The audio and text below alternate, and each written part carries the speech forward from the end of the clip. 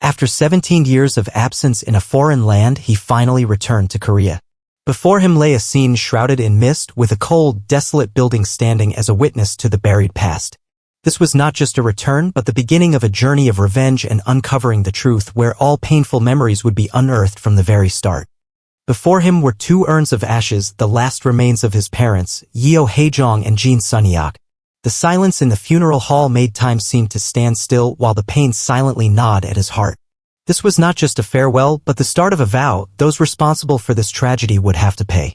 The young man stood silently before the memorial portrait, his eyes firm but filled with pain. After 17 years, he had returned, not to lament, but to begin a journey of revenge. The cold question slipped out from the smiling lips: what is the value of a life? To him, it was no longer sacred, but merely the beginning of a plan calculated long ago. Fear filled the eyes of the child, a suffocating feeling when caught between life and death, when everything familiar suddenly vanished. The violent storm that night was like a fateful verdict. 17 years ago, at 10:32 p.m., the boy was swept into tragedy in the sea as the giant ship rocked in a lightning bolt that tore through the sky. In the raging sea, the boy panicked, struggling in the freezing water, desperately calling out for his parents in vain, a heart-wrenching scream amidst the fateful storm. Thunder tore through the night sky, lightning flashed across the rain like a foreboding omen of the disaster that had befallen the boy's life. In the torrential rain amidst the dark ocean, the boy helplessly screamed for his parents, his cry echoing through the storm like it was tearing apart his heart, but all that was met was an endless, cold emptiness. Despite the huge waves and the roaring storm, the boy swam frantically in desperation, his eyes gleaming with a desperate determination, as if he would not give up hope of finding his family again as long as he had a breath left. Amidst the white veil of rain, the boy froze upon seeing a dark figure drifting limply ahead. His heart was as if gripped by extreme fear, knowing that this could be a truth he never wanted to face. The boy struggled in the icy water, crying out for his mother in despair as his trembling hand reached out to the familiar hair, a fragile hope amidst the nightmare that was engulfing everything. Within the swirling, violent waters, the boy clung to his mother's lifeless body. Between the darkness and the stormy sky, the pain was evident on his young face as he touched his beloved parent for the last time. Amidst the raging storm, the boy, having just escaped the water, trembled as he clung to the black rock, his panicked and painful eyes gazing towards the dark sky where his family had just vanished forever. A desperate cry tore through the stormy rain.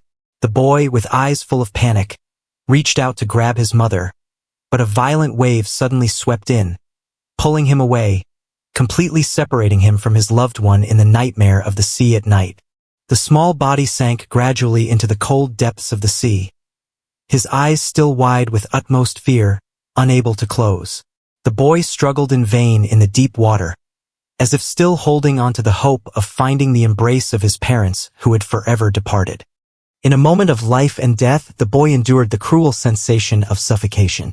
Despite being surrounded by despair, his eyes burst with life. He had to resurface, had to keep living, even if there was only a glimmer of hope left. In the cold, dark heart of the ocean, the boy struggled among the sinking bodies, his small hands reaching up in despair, as if fighting against a cruel fate. Life was now just a faint light above him. Small air bubbles slowly rose in the deep water, drawing the gaze towards the faint light above, where the hope of survival seemed to be fading away. A static frame, yet heavy with emotion, like the last breath dissolving into nothingness. In the dark waters, the boy panicked, swimming among the lifeless bodies floating around him. The light from above shone down, reflecting on his young, fearful face. It seemed he was the only survivor, struggling at the thin line between life and death. In the deep, cold waters, the body of a man drifted silently, his face smeared with blood, still holding a strange smile, as if carrying a secret he never got to reveal. The faint light from the surface only added to the eeriness of this moment. Around the boy were numerous lifeless bodies floating in the dark sea. Blood spread in the cold blue water, creating a scene both tragic and horrifying. Outstretched hands seemed to be grasping at life that had slipped away. The boy opened his eyes wide, frozen in shock as he stared ahead. His eyes were filled with panic and astonishment as he discovered something in the deep water that was beyond anything a child could imagine. The air seemed to freeze, as if his breath was being squeezed out by the revelation. In the cold and dark water, the boy's eyes widened as he saw his parents' bodies sinking, their clothes stained with blood like haunting marks. The harsh reality hit him like an undertow. They were gone. The cry, "Dad! Mom!" was choked back in despair, buried deep beneath the ocean of memories. The boy stretched out his hand in desperation in the cold heart of the ocean, his panic-stricken eyes clinging to a final glimmer of hope amidst the water that was squeezing the life out of him. There were no more calls, just fear and the instinct to survive, driving him toward the distant surface. Just as the boy was about to exhaust his last strength, a man emerged from the rain and the raging waves, grabbed the boy tightly and shouted loudly, "Calm down, Taeha." The intensity in his voice and the firm grip pulled the boy back from the brink of death. In the midst of the fierce storm, the man reassured the boy, his eyes firm and full of life. "Good, you're still moving, aren't you?" Amidst the swirling waves, his voice was a lifeline, pulling Taeha out of fear and despair. Taeha looked up in panic through the pouring rain, his shaking voice calling out in desperation, "Grandpa." The horror was evident in the boy's eyes as his fragile life seemed to be drowning in the stormy sea and sky. Chairman Jin Seok, now 72 years old, despite the rain, wind, and raging sea, clung to hope with determination. In the midst of danger, he raised his head, silently thanking heaven, for at least it seemed that fate had not yet turned its back on them. Amidst the roaring waves, Taeha choked back a scream to his grandfather, tears mixing with rain. He had just seen his parents still underwater. But his grandfather's response was cold and desperate, extinguishing the fragile hope. He knew it was too late to turn back. In the chaotic sea and sky, Jin Seok gripped Taeha's shoulder tightly, his eyes piercing through the rain like a knife. With a gravity he had never shown before, he told his grandson to listen carefully, for what he was about to say would change Taeha's life forever. Taeha was taken aback by his grandfather's words amidst the rushing water. Though his heart was filled with pain, Jin Seok entrusted him with a sacred wish. Taeha was to be the future heir of Cheonggu. In that moment, the fate of a child took a turn toward a path full of challenges and destiny. His grandfather handed Taeha a fountain pen, a small object carrying a great responsibility. It was not just a symbol of inheritance, but also a key to finding the person who could protect him in the future. Lawyer Kim In-soo. Amidst the raging waves, a glimmer of hope was passed on. In the pouring rain, his grandfather tried to convey his final message to Taeha, not to trust anyone and to go to a secret place as soon as he set foot in Korea. But the sentence was cut off by a fateful wave. Taeha could only scream out in panic, "Grandpa." Amidst the raging storm and rising water, Taeha cried out in despair, begging his grandfather to save his parents first. His eyes were filled with tears, staring into the dark water where his parents were still sinking, his young heart shattering with helplessness and fear. Jin Seok silently clenched his fist, his body drenched in water and blood amidst the raging storm. Though his body was severely injured, his eyes still showed determination and deep sorrow as he was forced to make an irreversible decision. Taeha's eyes widened in horror, tears indistinguishable from rainwater. He stammered out a choked, "Grandpa," as if he couldn't believe what was happening before his eyes, a terrible premonition tearing apart his young heart. The boy was stunned, his eyes wide open in despair as he heard the cruel truth. His shaking hand clutched the object his grandfather had left behind, his heart shattered amidst the waves. The loss was no longer a vague fear, it had become a harsh reality beyond salvation. He let go. The final words echoed like a will. "Taeha, you must live, no matter what." Amidst the roaring storm, the warm hand slipped out of reach, leaving the child alone on the cold sea surface with the burden of survival and a future full of hatred. Taeha screamed out in despair amidst the pouring rain as his grandfather's hand slipped out of his grasp. The moment of parting was torn apart by the raging waves and choked sobs, marking the beginning of a child's solitary journey amidst the ocean and a destiny full of loss. Taeha turned back amidst the raging waves, his shaking eyes catching a glimpse of his grandfather, who was slowly sinking into the darkness of the sea. That moment was frozen in time amidst the storm as the two were separated forever in an irredeemable tragedy. A bolt of lightning tore through the pitch-black night sky, illuminating a fateful moment like a declaration of destiny. The thunder boomed like the cry of the earth and sky, witnessing the sacred last words Taeha had just received. Tragedy, willpower, and burden were beginning to be etched deeply into the young boy's fate. The gentle light of dawn seeped through the emerald-green water, casting upon Taeha's innocent face as he drifted silently amidst the vast ocean. The aftermath of the tragedy still lingered at the corners of his eyes, but in this rare moment of peace, the boy who carried his family's last testament had officially embarked on a journey of survival, carrying both pain and hope. He was the sole survivor and the destined heir. Taeha's face now seemed to have let go of everything, the pain of losing his parents, his grandfather's sacrifice, and the storm he had just endured. He lay still in the crystal-clear water, his eyes half-closed as if in a dream, but the tranquility on his face revealed a deep-seated pain. This was not the end, but the beginning of a fate that had been entrusted to him. The boy's eyes slowly opened amidst the dazzling sunlight reflecting off the water. Despite being exhausted and drained, his eyes still shone with life, a faint spark of awareness amidst the tragedy. It was as if his soul had been pulled back from the brink of despair, with his grandfather's final words still echoing in his heart. Taeha, you must live at all costs. Taeha suddenly woke up in the calm sea and sky after the storm, looking around in bewilderment. The debris floating in the azure water brought back memories of the brutal past. Although his body still trembled and his eyes were not yet steady, something unusual caught his sight, making his small heart tighten. A feeling of unease surged once more. An enormous ship loomed before Taeha, the sunlight reflecting off its metallic surface like a witness to a fateful turning point. The clock read 1:51 p.m. in the Gulf of Aden, a milestone marking a moment of life and death on the high seas. Taeha, tiny amidst the turbulent water, opened his eyes wide, looking up at the ship. Hope surged, mixed with lingering fear. A new life was about to begin, but what he had lost would forever be etched in his heart. A ray of light shone through the windswept long hair, revealing the face of a man with an enigmatic smile. His eyes, hidden in the shadows, exuded confidence and calculation. The appearance of this man signaled a new chapter full of turmoil about to unfold in Taeha's life. It was unclear whether he was a savior or a looming danger. Taeha fell hard to the ground, his body still trembling from exhaustion and shock. His eyes opened wide in panic as he suddenly regained consciousness, as if he had just escaped from a prolonged nightmare in the ocean. His soaked clothes, disheveled hair, and rapid breathing reflected the unsubsided horror. A new journey was beginning, but now the young boy was left all alone. Two foreign men in protective gear, holding guns, looked down at Taeha with surprise and curiosity. One of them, a blond man, chuckled lightly, "Oh, the kid's still alive?" Meanwhile, the clear blue sky and the containers in the background painted a clear picture. Taeha had been rescued onto a cargo ship, but this place didn't seem entirely safe.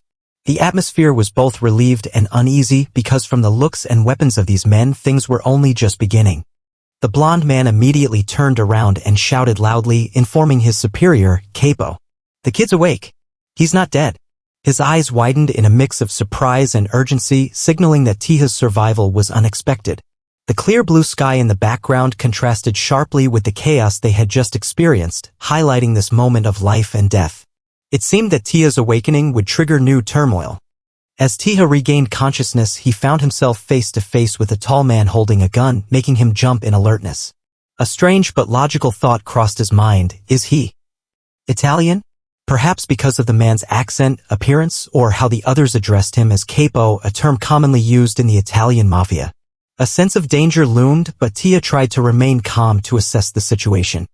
The blond man turned around again, shouting "Capo" with urgency as if to report something important to their leader. The seriousness in his eyes and voice indicated that the situation had gone beyond expectations, especially since the boy they thought was dead had survived. The atmosphere on the ship's deck was tense, with all eyes focused on Capo, the powerful figure who had yet to reveal himself. A voice boomed from above, "Come here." The man known as Capo had finally spoken. Standing on the ship's crow's nest, he exuded authority and power as if controlling the entire situation from the top. The dazzling sunlight shone down on the deck, but his voice was as cold as steel, leaving no room for hesitation. The encounter was about to begin, and it would not be simple. Taeha sat slumped on the floor, his eyes still dazed and disoriented from the nightmare he had just experienced. One of the two guards, a red-haired man with a tattoo on his neck, bent down and spoke in a tone that was somewhat softer than usual. "Kid, can you understand us?" Meanwhile, the other guard turned his back and sighed in frustration. "Gosh, she's up there again." It seemed that Keipo was a special figure who stood apart and controlled everything from a distance. Amidst the unfamiliar atmosphere and strange words, Taeha began to realize that he had fallen into the hands of a completely new and unknown force. A close-up of the red-haired guard revealed a strange tattoo on his neck, a symbol resembling a stylized ship's steering wheel, looking both ancient and menacing.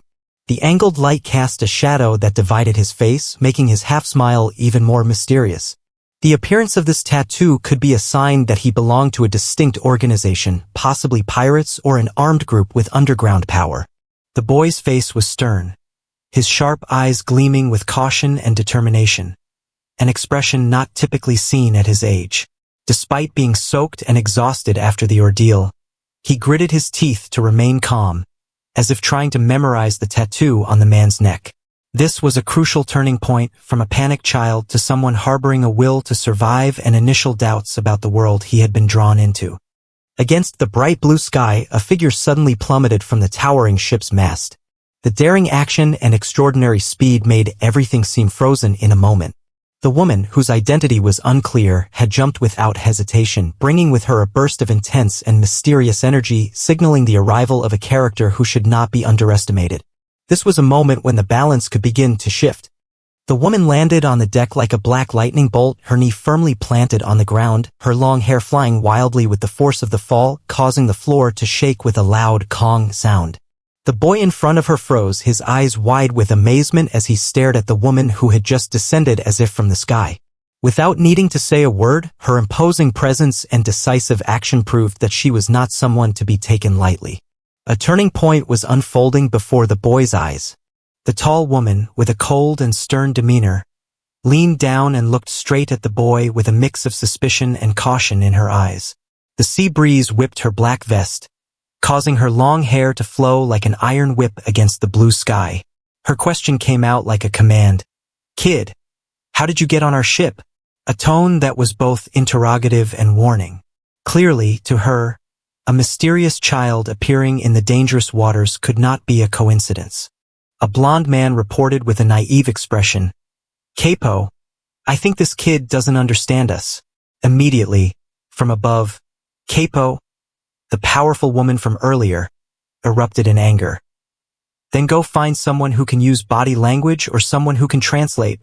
The small commotion on the ship's deck further indicated that the boy was in an unfamiliar environment, where everything was beyond his control. The boy stood silently, his eyes lost and anxious. Sweat trickled down his cheekbones, his blue eyes reflecting unease as he failed to understand what those around him were saying. His expression was both bewildered and cautious, as if trying to guess what would happen next in this unfamiliar and tense situation.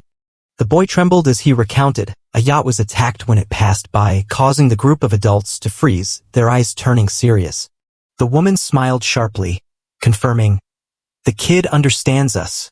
Then she leaned down and asked directly, "Where are you from?" The boy looked up, his eyes welling up with tears but remaining resolute. "I'm Korean. When the storm came, people with guns boarded the yacht, killed my parents and grandfather." The woman narrowed her eyes, smiling with a hint of intrigue. "So you fell into the sea and then were brought onto an Italian ship? Our Salerno family's ship?" The boy was taken aback, his eyes wide open, his breath seemingly caught in his throat, unable to respond to the woman's probing question. The group of adults laughed loudly, as if the strange story the boy had just told was nothing more than a joke. The woman emphasized, "And not just anywhere, but right in the Gulf of Aden, the Middle East." The atmosphere suddenly turned peculiar, making the boy feel even more lost among these strangers. The woman drew her sword, the cold metal glinting in her hand. She smiled faintly, saying bluntly, "Sorry, but we don't intend to believe in such an overly coincidental story." The air immediately became tense and threatening. Regina Salerno, the head of the Salerno family's commercial branch, coldly drew her sword, looked down at the boy, and asked, "Hey kid, what reason do we have not to throw you back into the sea?"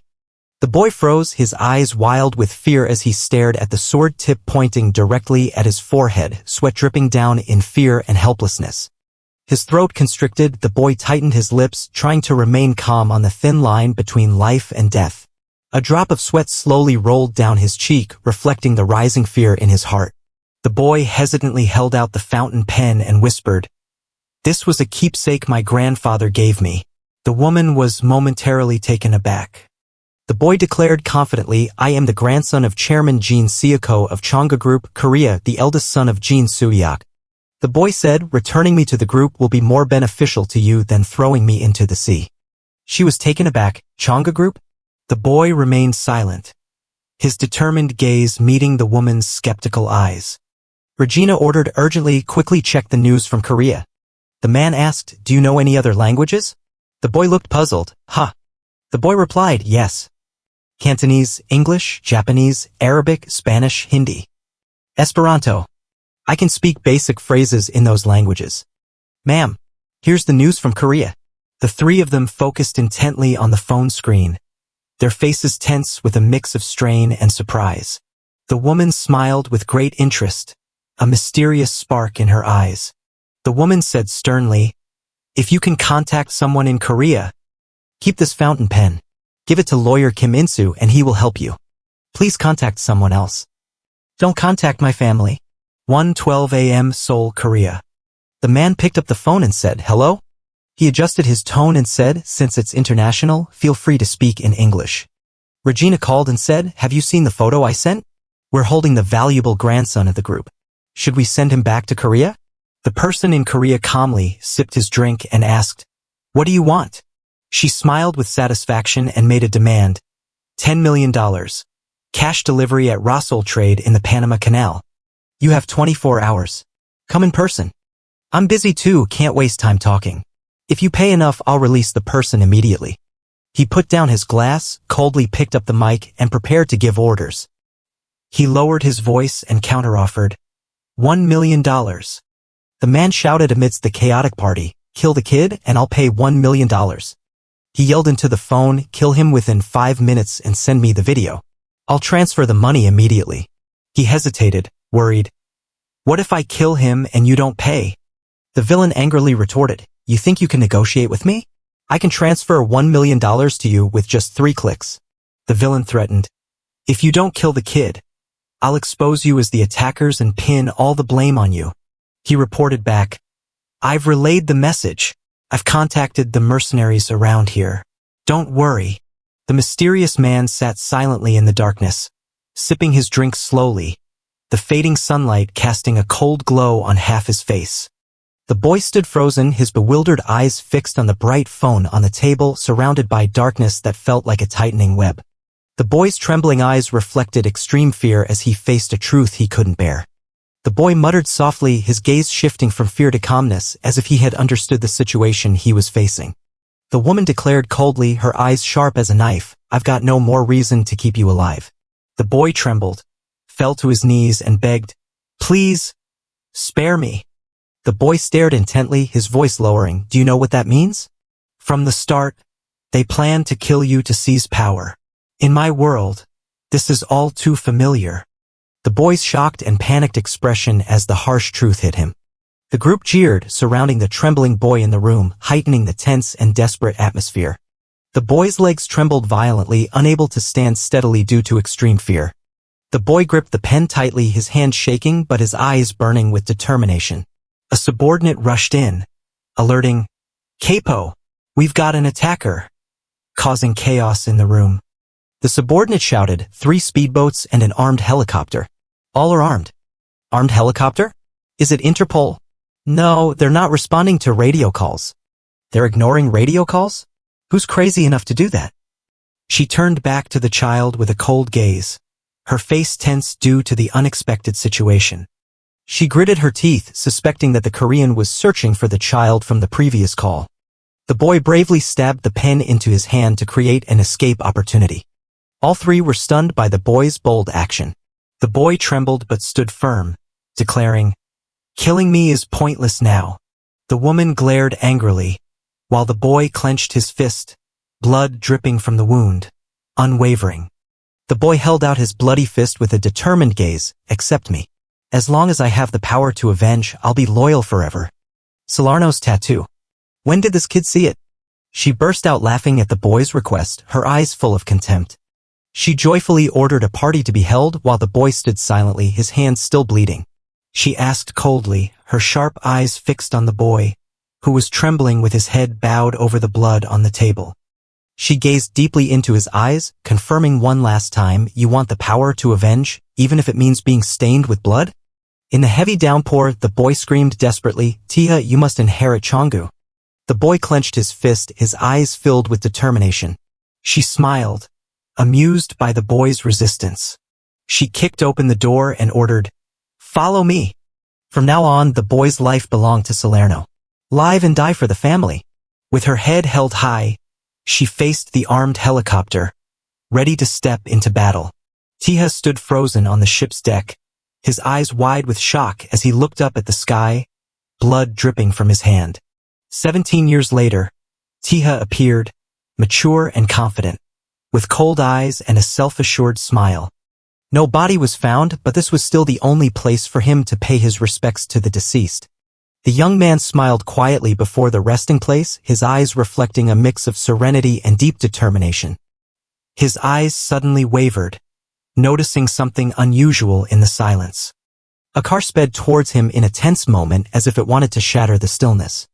A burst of gunfire shattered the rear window and he dodged the bullets by a hair's breadth, his cold eyes filled with killing intent. The hail of bullets tore through the glass wall and the urn, shattering everything and sending shards flying everywhere amidst the deafening explosions. A group of assassins stepped out of a black car, simultaneously aiming their guns and firing without hesitation.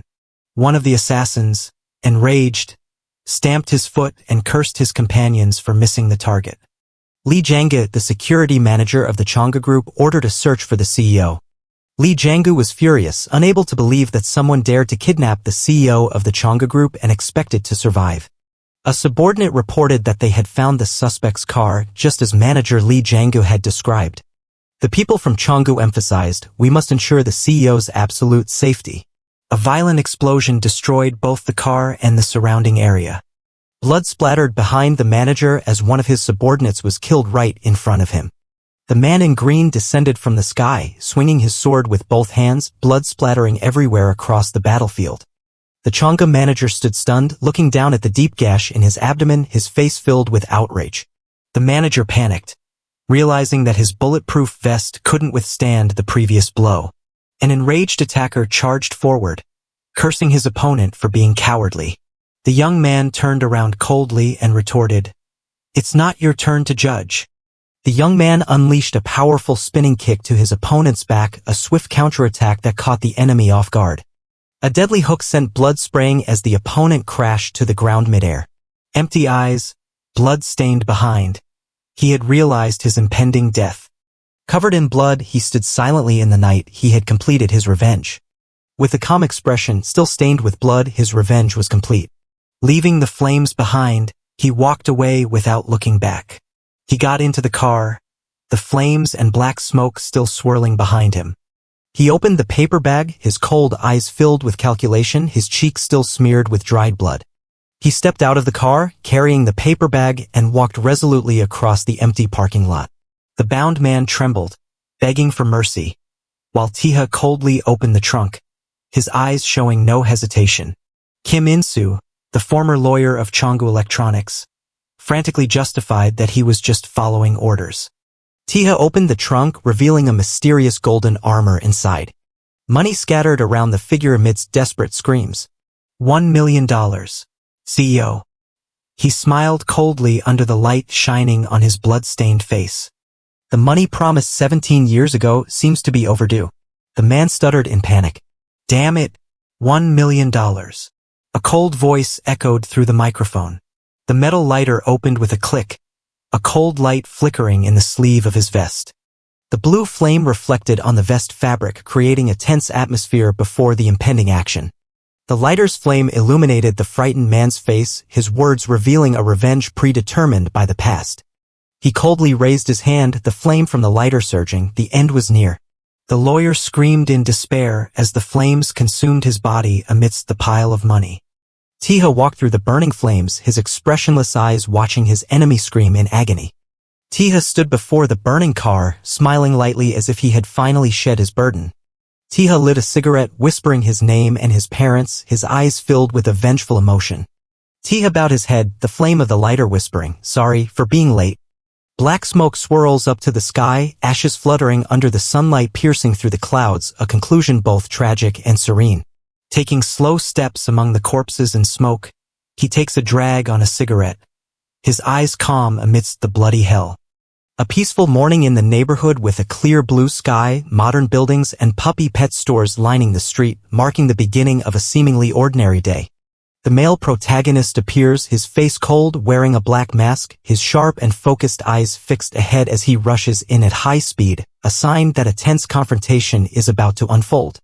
Two men in suits, armed and shouting in anger upon discovering the protagonist's intrusion. One yells, "You maniac! Who do you think this is?" And the other orders, "Kill him." The scene instantly turns fiery and dangerous.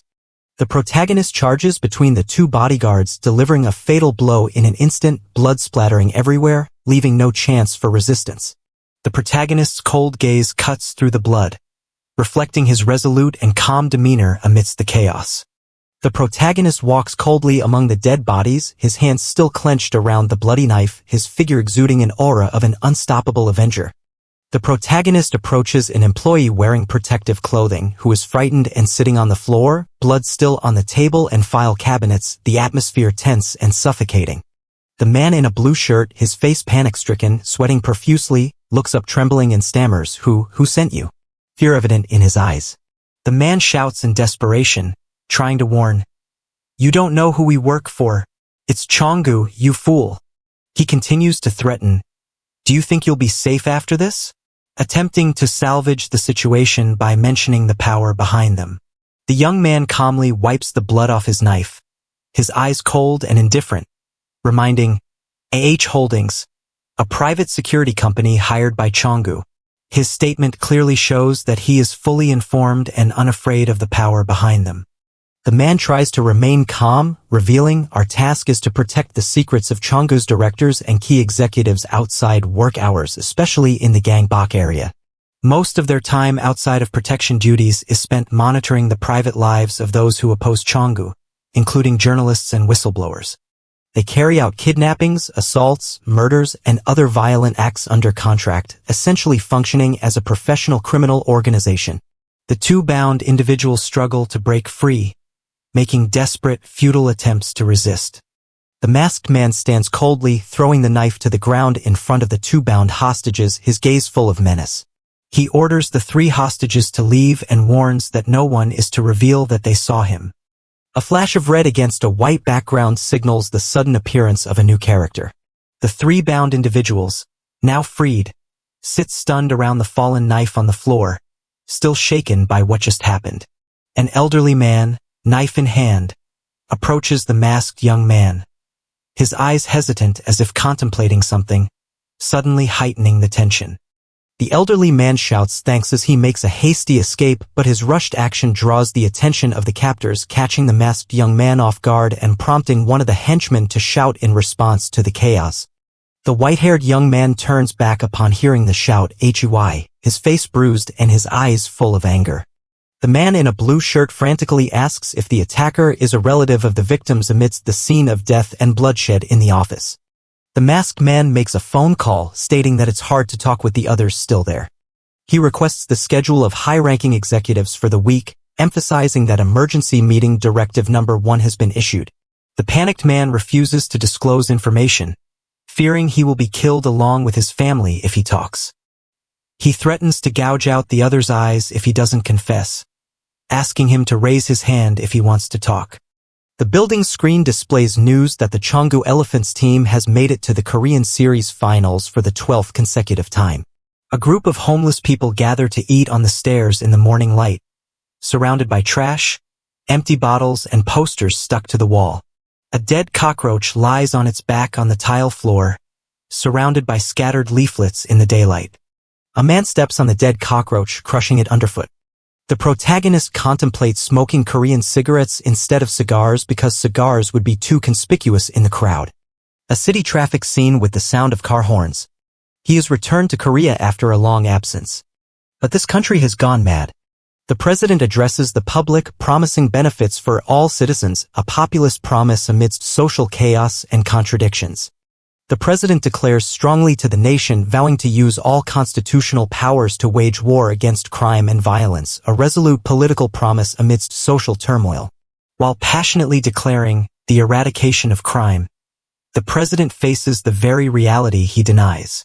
The president, who had declared war on criminal organizations, is assassinated shortly after his speech. The year 1990 closes a term in blood, warning that the war against the darkness is not won by mere rhetoric. Following the president's death, no one dares to stand up to restore order. The police gradually collaborate with private organizations and the country sinks into a vortex of violence and money. Amidst a seemingly peaceful society, he walks silently, a man carrying a bloody past, returning to where it all began. Changa colludes with criminal organizations to manipulate the media and eliminate opponents. Right now, in front of him, walls are plastered with faces backed by money and violence, lies that have become the new norm. The manipulated media has made people forget about politics. Even if a dog were to run for president, they would trust and vote for it as long as it was marketed skillfully enough. Among the flashy skyscrapers, the ramshackle slums sit next to them like a deliberately forgotten stain. Yet, people still believe that Cheonggu is a corporation of the people. A blind faith amidst a harsh reality of polarization. The young man steps through the glass door, his eyes cold and his demeanor calm, as if he is familiar with every false mask in the society, a tranquil presence carrying an impending storm. He walks into the convenience store, greeted with a casual, everyday smile. But no one knows that the person who just passed the counter is the epicenter of an impending wave that will sweep away this artificial order. With a cold expression, he hands over money to the counter staff, requesting a pack of cigarettes. Not just any cigarettes, but a specific kind, potentially a sign of a much larger plan. The counter staff looks at the young man handing over the money, a dubious expression on his face. He can't understand why the request is so peculiar, but still tries to serve, showing the growing strangeness in the air. His cold eyes light up in the space with a serious and confident air, as if nothing around him can throw him off course. Both of them hand over money almost simultaneously, their eyes meeting in surprise and challenge. The seemingly harmless competition inadvertently reveals a deep, unexplained connection between the two mysterious men. The air between them suddenly becomes as tense as a bowstring. Their eyes lock, the tension silently enveloping the surrounding space. There are no words, just a silent confrontation between the two men, each holding a secret yet to be revealed. They stand still, but inside they are calculating wordlessly.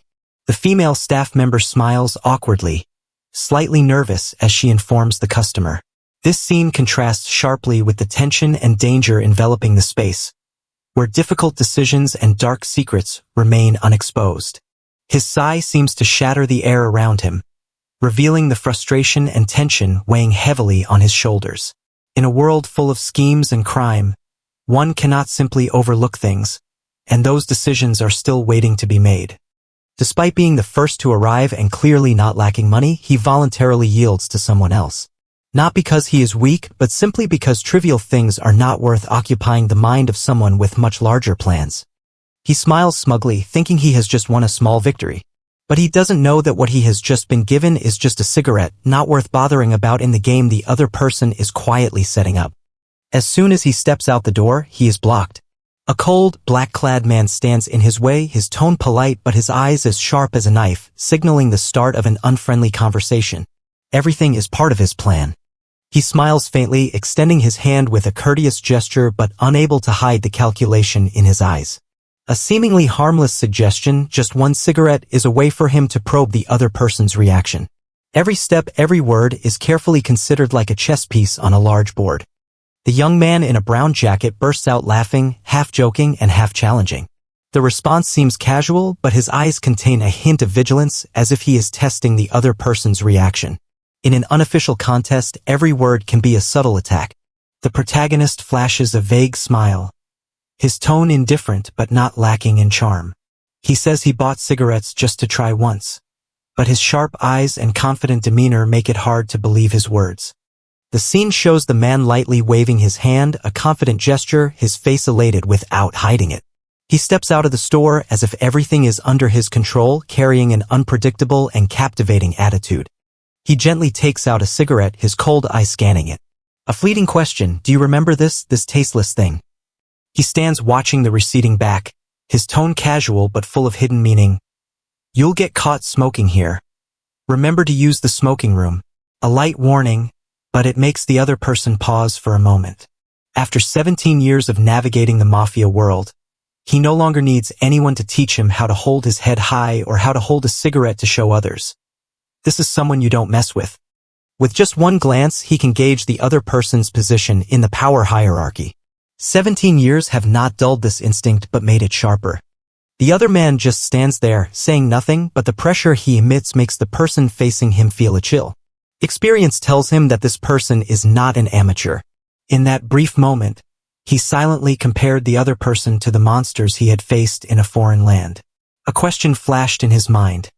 Could it be that in South Korea, talented and formidable individuals are so easily encountered? He turned his head slightly, his eyes cold but with a hint of interest.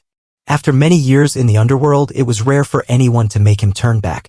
But this time, things seemed to be getting interesting.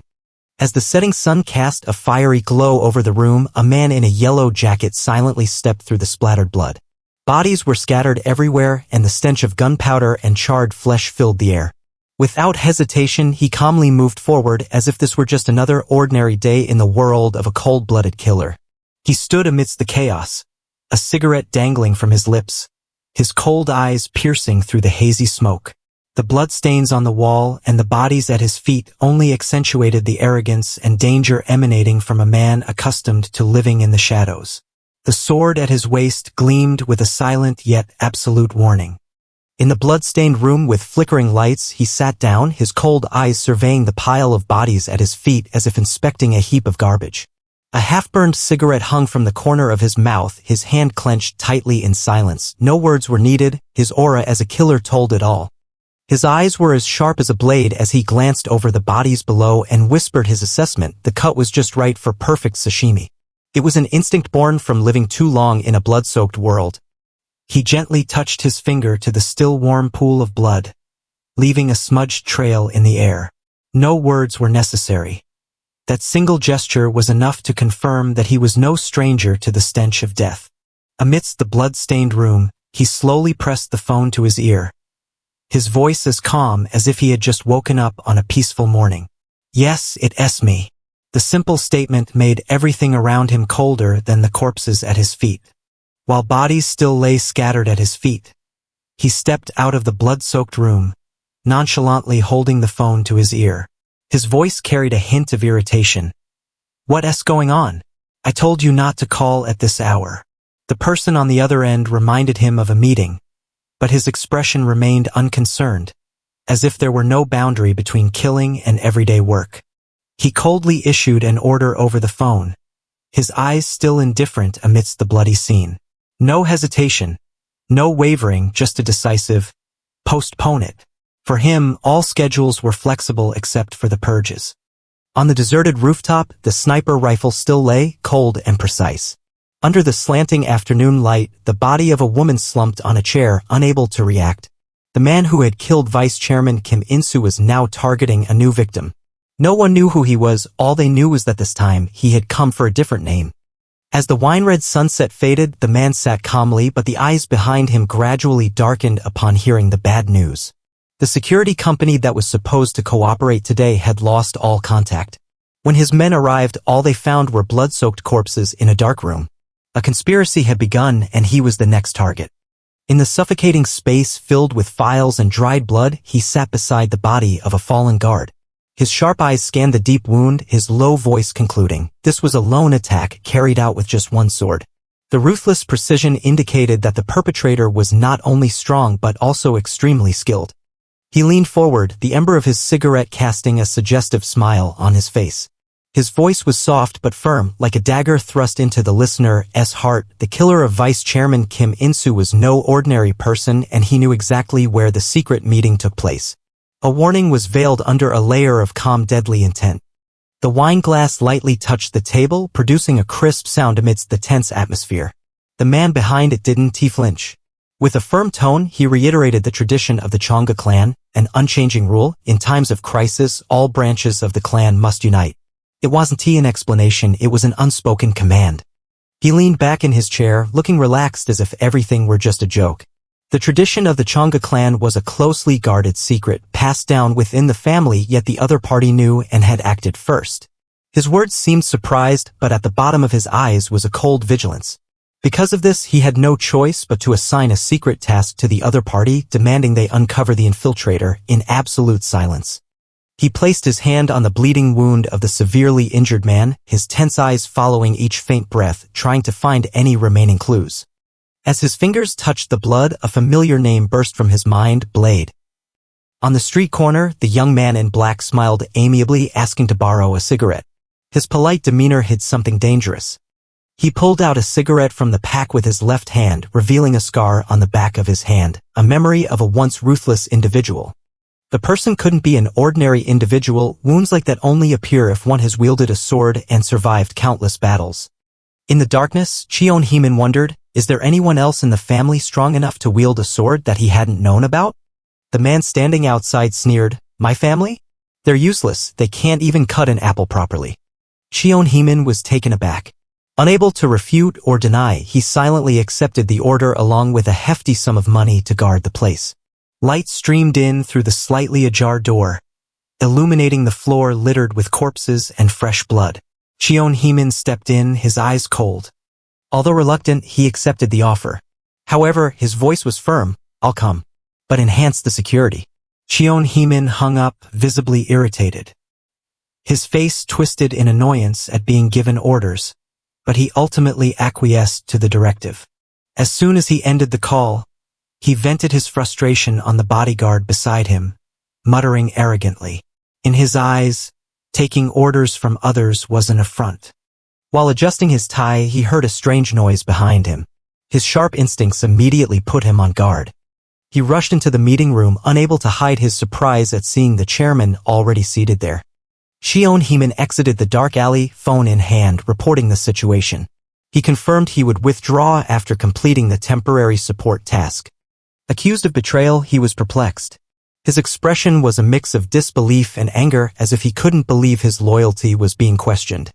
Despite his initial hesitation, he walked away resolutely. 100 million was the price that made his hesitation disappear, leaving only determination to complete the contract. The call continued, this time a vague warning about an imminent danger. His face was somber and he began to feel uneasy. He ended the call with a resolute expression. Although unclear about the details, he kept his promise to explain later, his demeanor calm and cold. A stranger emerged from the shadows. His casual remark about one stick not being enough filled the air with suspicion. The game had begun. A young man in black leaned against the wall, his eyes cold. He emphasized that encountering someone with such skills near the scene couldn't be a coincidence. He had been tracking his target for a long time. Cheon Heemin laughed bitterly, holding his head in exasperation. Today was a day of humiliation, losing medicine, being followed, and being outsmarted. He gritted his teeth, half laughing and half angry, pointing out that he wasn't foolish. This was the first time he'd been played like that. Both began to close in on each other. Under the streetlights, their heavy footsteps echoed tensely. A question was about to be asked. The opponent's eyes gleamed, directly asking, "Who are you?" The atmosphere was icy, enveloping the alley. Cheon Heemin maintained a smirk. He pointed at the opponent, responding nonchalantly that he was just helping with something, nothing serious. The opponent didn't respond. Up close, his eyes flashed with caution and readiness to act. The figure in black drew both swords from his belt. His stance was fluid, ready for confrontation. There was no turning back. The swords clashed swiftly. The two faced each other inches apart. Their expressions were stern and resolute. Cheon Heemin's eyes widened, his pupils constricting. He was taken aback by the opponent's reaction and strength. His eyes opened wide, flashing with utter astonishment. In that moment, all calculations vanished, leaving only instinctive caution against a completely unexpected opponent. The cold blade tore through the air, descending like a whirlwind. He gritted his teeth, enduring the slashes that cut through his flesh, but his eyes never wavered. The real battle had begun. Both swung their swords in a fateful moment. One leapt down from the sky like a thunderbolt. The other looked up, countering with a decisive slash. The swords intersected, sparks flying in the dark night, marking the beginning of a merciless battle. He gripped the hilt tightly, his eyes tense but unwavering.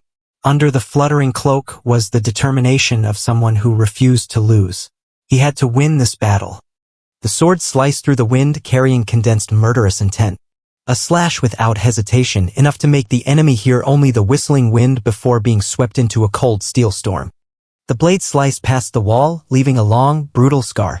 He leapt up, his survival instincts kicking in, narrowly avoiding the attack in a hair's breadth between life and death. As soon as he dodged, he counterattacked with a surprise move. Metal pipes shot out from his hand like rain, tearing through the air towards his opponent, his eyes showing no hesitation.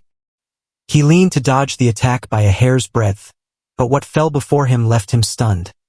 The steel pipe had been cut. He didn't even notice when. His face stiffened, his eyes reflecting the sharpness of a silent slash. The deserted alley was filled with the remnants of the battle, but the enemy had vanished without a trace. His suspicious gaze swept through the darkness. Where did he go? Under the dim light, he bent down, panting heavily, with cold sweat soaking his forehead. His unfocused eyes looked down at something protruding from the ground. That was wriggling. Both of them charged down like two sharp blades tearing through the night, each landing a fatal blow, as if by unspoken agreement, striking at the very line between life and death. In the moment the blade was about to strike, his eyes blazed with a mixture of shocking killing intent and anger. Although he had just escaped danger, he still managed a defiant smile, the kind of smile that someone who knows they are always living on the edge of misfortune and death would make. Under the cold, blue moonlight, he stood still, his hand tightly gripping the hilt of his sword, his eyes following the figure of the strange person who was hovering in midair, a creature that didn't belong to this world. A nagging question echoed in his mind. Why did those monsters keep targeting people like him? The assassin swooped down like a ghost, his sword clutched tightly in hand, ready to strike a fatal blow. The young man below remained oblivious, unaware that death was closing in right behind him. Recognizing the danger closing in from behind, he gritted his teeth and cursed, his hand clenching the hilt of his sword. There was no retreat. The battle had officially begun. He swooped down from above like an arrow released from a bow, swinging his sword forcefully to finish off his opponent. But the black-clad man reacted just in time, dodging the attack in an instant and sliding across the dangerous ground. The attack from above descended like a scythe of death, but the black-clad figure managed to twist his body to avoid it, then flipped backward and slid along the ground, driven by momentum. The situation was becoming increasingly tense. Blood still flowed from the wound on his chest, his body crumpled to the ground, devoid of any strength to resist. The man in the black vest turned, drew a knife, and walked away with a cold demeanor, not bothering to look back. He turned his head, his cold eyes revealing a hint of caution. His voice was not loud, but it was enough to serve as a warning. It was better for the person facing him to be cautious with their next actions. He glanced at the corpse lying motionless in the dark alley, his eyes gradually growing colder. The unusual nature of the incident made him unable to consider it just an ordinary accident. Although blood still stained his collar, he smiled defiantly. His hoarse voice rose like a warning that he was not dead yet, and revenge might have just begun. He turned away, his voice as cold as tempered steel on a dark night. For him, rules were not meant to be compromised. They were for survival and for eliminating the right targets. His eyes were as sharp as a razor, and his voice rang out like an absolute command. There would be no pursuit, no interference. Cross the boundary just once more, and the price to pay would be one's life. Lying limp in the darkness, he still couldn't understand that this time being spared was the final warning. He lowered his head, his eyes quiet but not hiding a cold undertone as he uttered a phrase, as if the debt of life and death was just the price of a cigarette. Lying in a pool of cold blood, he slightly curled his lips in a sarcastic smile, exchanging a cigarette for his life. The profit was too bitter. Under the cold moonlight, the final words echoed between the concrete walls. The value of a human life, cheap to the point of being heartbreaking. The car sped through the night, cutting across the chaos behind it. One survivor, one left behind, and a warning that might not be the last. Blood seeped through his fingers, but his eyes remained cold. The wound wasn't deep, and the mission wasn't over yet. Despite the blood still flowing, he gripped the steering wheel tightly. Pain was pushed aside. As long as he could move, he wouldn't stop. His blood-stained fingers gripped the steering wheel tightly, his eyes fixed on the road ahead for the final stretch. The revenge that had been brewing for 17 years was finally about to begin. Though the blood hadn't stopped flowing, his gaze didn't waver. The clock was ticking down, and he knew that in just 32 minutes, everything would be over. Blood splattered everywhere, his eyes wide with panic. There was no warning, no chance to resist. Death came like a blade tearing through the silence. 17 years ago, amidst the splattering blood and stifled screams, he could only watch as tragedy struck too quickly, too ruthlessly, and was beyond salvation. Amidst the blood-soaked scene, his mother's desperate scream was the last shield protecting Taeha's innocent eyes, but the memory had already etched deeply into the depths of his mind. In that tragic moment, Taeha broke free from his mother's arms, his cry of "Dad" tearing through the night, as if trying to cling to something that had already slipped away forever. In the room reeking of blood and gunpowder, the young Taeha stood frozen, witnessing his father shielding him, facing the enemy's gun. CEO Jin Sunyeok, his face smeared with blood, shouted in the midst of chaos, his final words before fate swept everything away. Under the pouring rain and the echoes of gunfire from behind, Taeha was dragged away in despair, his young heart unable to accept the permanent separation. The scream that tore through the night made both of them freeze for a brief moment, but it was enough for the horror to be deeply etched into Taeha's memory forever. The masked men retreated in chaos, leaving behind screams, bloodshed, and a child with memories that could never be erased. The young boy trembled, calling out for his mother in the pouring rain, his innocent heart not fully understanding the tragedy, but the fear had already seeped into his very bones. His mother bent down, her eyes stern as she instructed him in the pouring rain, placing all hope of survival on the young boy. She smiled one last time, hiding her despair behind gentle eyes, entrusting her child with the most sacred command: to live. In the dark moment, a brutal command rang out. The perpetrator didn't need a reason, just corpses and explosions. The young boy was stunned in the midst of the chaotic storm. The thing that dazed him the most was his mother tongue. The soldier didn't hesitate, raising the gun barrel. The cold reflection in the red lens signaled a shot that would end everything. She screamed in despair, her eyes blazing with urgency, urging the young boy to escape before it was too late. Taeha ran with his head down along the train corridor amidst the heavy rain, his heart weighed down by the shout behind him and the fear in front of him. Taeha looked back in the downpour, his panic-stricken face shouting desperately in vain, knowing that no one could answer him at that moment. With a bitter throat and tears mixed with the rain, Taeha kept running, as if he could leave the tragedy behind. In the midst of the violent storm, the train shook violently, as if it was about to sink into hell along with the secrets that had yet to be revealed. A deafening explosion tore through the rain curtain, and flames engulfed the train, completing the cold-blooded purge. Amidst the heavy rain, a lifeboat drifted quietly away from the smoldering wreckage, the only fragile life left after the night of slaughter. In the darkness of an isolated mansion, the Chung family gathered with a chilly and calculating atmosphere. Jin Juhi, the eldest daughter, with a sharp gaze behind her wine glass, was the first to raise questions about the death of director Kim In-soo. Jin Jae-song, the second son, casually joked about the chaotic private life of the deceased as if it were just a dinner topic. When the dinner table turned into a battlefield of words, Criticisms were aimed directly at private lifestyles, exposing the shameless nature of each person.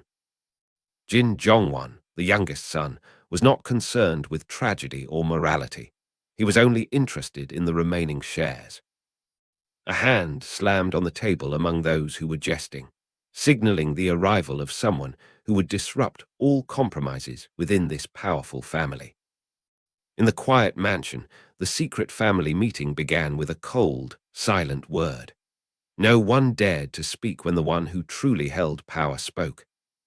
Jin Gyuho, the eldest son of the Chung group, leaned back behind his wine glass, his deep voice issuing commands. A mere nod was enough to silence all excuses, leaving only a cold report from the next person. Jin Chung stepped forward in the tense atmosphere, his bright smile as if this were just a casual stroll. No one knew what he was hiding beneath his harmless appearance. Under the faint light by the dock, the last survivors were dealt with without hesitation. All leads were cut off. The truth now remained only in the hands of the strong. Jin Chung smiled lightly, concealing his ruthlessness behind an innocent face. Meanwhile, Jin Gyuho's eyes remained sharp. He knew that in this family, no one acted without calculation. Blood splattered in an instant. Without warning, without hesitation, the cold shot ended the life of the person standing opposite, as if it were something that had to be done. The atmosphere in the dining room instantly froze. All three people were stunned, their panic-stricken eyes directed towards the source of the gunshot, as if they had just heard the tear of the false facade they had maintained for so long. Mr. Jin Gyuho asked in a deep voice, his cold eyes as if tearing apart the silence. The concern about the Haejeong faction could no longer be ignored. Between the flickering lights, he bowed his head, blood soaking half his face, but his lips remained tightly shut. No words of justification, only silence full of resentment and endurance. He smiled brightly, as if the blood spreading on his forehead didn't exist. His tone was light, but the language was chilling, casually mentioning the name of the person who had been dealt with like a trivial joke. The silence was shattered by Jin Gyuho's thunderous punch, without warning, without hesitation. Jin Chung's head exploded in an instant, like the most brutal sentence amidst a dinner table that was supposed to be a family gathering. Jin Gyuho pinned his son against the wall with white curtains, the blood underfoot still wet. His voice was low, but the anger in every word was as sharp as a knife. Not knowing who the culprit is, losing track of him for over 24 hours, and then reporting it to the Haejeong faction. What are you playing at?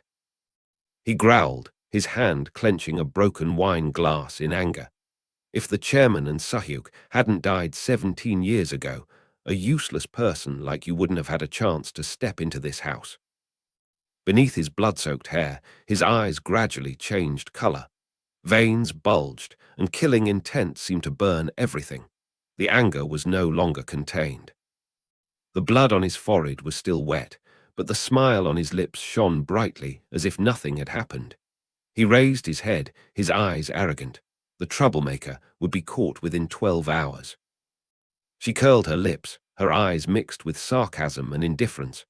Despite the bloodshed, despite the storm approaching, he remained the same, arrogant, loud, and never changing. They leaned in close, their whispered words carrying confusion and concern. Despite the eldest son always being humiliated in front of everyone, he was, after all, blood within this house. A cold gaze pierced deeply like a knife. Not because of hatred. The unexpected words made the other person pause. A different truth was being revealed. He stood in the darkness, his mouth curling into a slight smile amidst the still-wet bloodstains. They say it's something terrifying. The air sank, as if the entire house was holding its breath, waiting for the truth to surface from the depths. As he stepped out of the darkness, he stretched out his hand coldly. "Hand over your phone." The brief command was laced with pressure, causing the person opposite him to freeze, not daring to resist. He stood before the camera lens, phone in hand, and used his other hand to wipe away the blood on his face. The action was strangely calm, as if he were preparing for a call more important than the life just lost. The secretary responded curtly, her eyes calm as if everything was part of the plan. "They're ready." No further words were needed. They were just waiting for the final order to act. He smiled in satisfaction, licking the blood on his lips like someone addicted to the sensation of chaos. His voice trembled with excitement, but his eyes remained as cold as ice. "How thrilling! I wonder how he'll show up, Tilda." The car sped through the night, its tires gripping the road tightly as if carrying an impending fury. There was no more time for hesitation. The real game had begun. For 17 years, he had relentlessly hunted down every trace of Chungu, uncovering secrets and ghosts, bringing them all to light. For the fateful day, there could be no forgiveness. As combat helicopters thundered across the sky, the young woman stood steadfast on the ship's deck, her back straight, holding two short swords. Her gaze was fixed upward, as if the past was replaying the day the Salamo clan brought her back, and a bloody fate began to change course.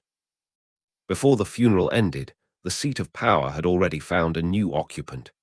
Jin Gyuho, the eldest son, smoothly took over the shares and ascended to the chairmanship, as if everything had been prearranged.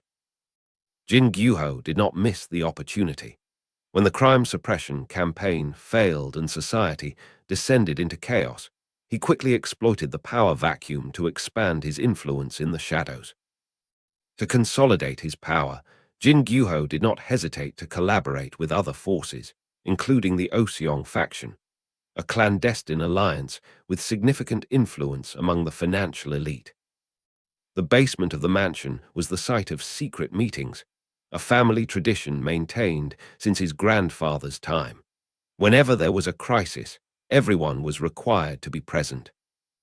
He clenched his teeth, his eyes blazing with fury piercing through the darkness. From start to finish, the rules within the family had never changed, and he wouldn't allow it to. Blood stained his clothes, but he gripped the steering wheel tightly, his anger outweighing the pain. He knew it was all just a bloody play to secure a place within the system his grandfather had built with blood and rules. His eyes flashed with suppressed anger, his parents, and even himself had once been pawns in that ruthless game of power. The security guard monitoring the control room frowned.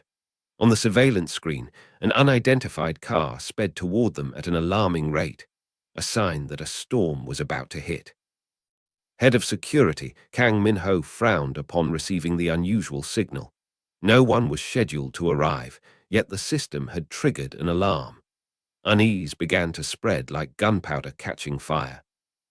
The unidentified car hurtled toward the main gate at a dangerous speed. Before the security team could react, the threat was already at the doorstep.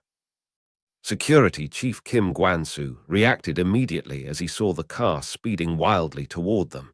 His face tense, he shouted into the radio, "Raise the barriers." They couldn't let anyone breach the perimeter now.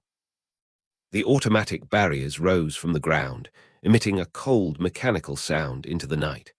The main entrance was now completely blocked, ready to confront the reckless driver. Undeterred, the driver stepped hard on the gas. The engine roared, the tires screeched, and the car, like a cornered beast, charged straight at the newly raised barriers. Amidst the extravagant party, cold sarcasm cut through the air like a blade hidden in wine.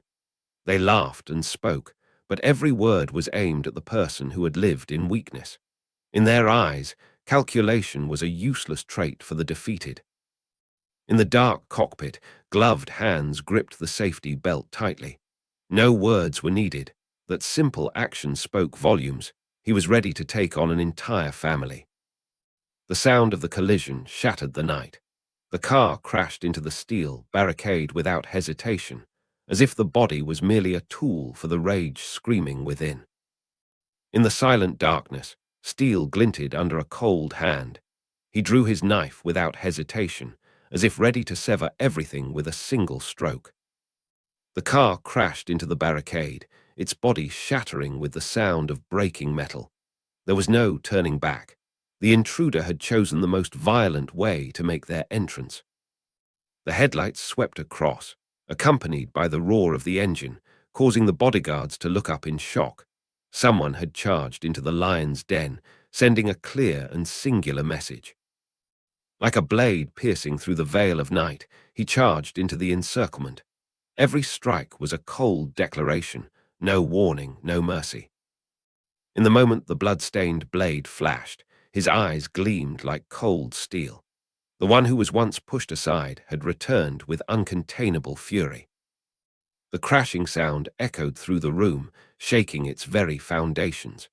In the midst of a peaceful banquet, panic suddenly descended upon them, but they had no idea who the storm that had just arrived was. A strange noise coming from the main gate froze the atmosphere in the room. The members of the family stopped eating, their suspicious eyes converging on the direction from which danger was approaching. The man chuckled softly, as if he had just realized something. His eyes narrowed with amusement. He knew very well who was arriving. Jin Chung remained seated, his eyes never leaving his wine glass. His voice was calm, but it sent a chill down the spines of everyone at the table. He knew exactly who had just arrived and had no intention of stopping them. The man was taken aback, his lips trembling as if he couldn't believe what he had just heard. Panic was evident on his face. He had no idea that the storm had truly arrived at the doorstep. The entire hall erupted into chaos in an instant. Jin Chung and the members of the Jin family were caught off guard, surrounded by strangers with guns pointed directly at them. The butler was silenced before he could even speak. The power they once held was now nothing more than a shadow. Jin Sina jumped up in panic, her voice trembling as she struggled to believe her eyes. Her eyes were wide with fear, her hand raised instinctively as if to protect herself from the sudden threat that had descended upon them in the middle of what seemed like a peaceful banquet. Jin Gyuho roared with anger, unable to accept that he was being betrayed by his own bodyguards. He stood up abruptly, his eyes filled with shock and rage, shouting out in the midst of the chaos that had engulfed the dining room. Jin Gyuho sat silently at the dinner table, his back straight, his cold eyes fixed on the guns pointed at his family members. Without needing to turn around, he controlled the situation, a predator watching its prey struggle in vain. The air was thick with tension, all eyes on the man who once held absolute power. Jin Gyuho clenched his jaw, his eyes burning with anger and resentment as he stared at Jin Chung, the one who was betraying him right before his eyes. His anger was boiling over, but he remained calm, unable to believe that the younger brother he had once supported would dare to turn against him in front of the entire family. Jin Chung smiled arrogantly, his eyes gleaming with mockery as he looked straight at Jin Gyuho. His voice was light, but every word cut deep into the other man's heart, a fatal blow delivered not with a gun, but with the truth that everyone had been avoiding. You knew this would happen sooner or later. Jin Chung's smile was gone, replaced by a cold, piercing gaze that weighed heavily on Jin Gyuho like an undeniable verdict. He looked straight at his cousin, his voice low and deadly. The reason you hate me, isn't it because you're afraid of losing that seat, afraid that one day you'll end up like our grandfather, replaced, forgotten? He didn't need to shout. Every word was enough to leave the other man speechless. The bodyguards immediately reacted when they spotted Taeha breaking into the villa grounds. Panicked shouts erupted. "We're under attack. Get your weapons." Despite being alone, Taeha threw the entire security system into chaos. His return wasn't for negotiations, but the beginning of a bloody battle.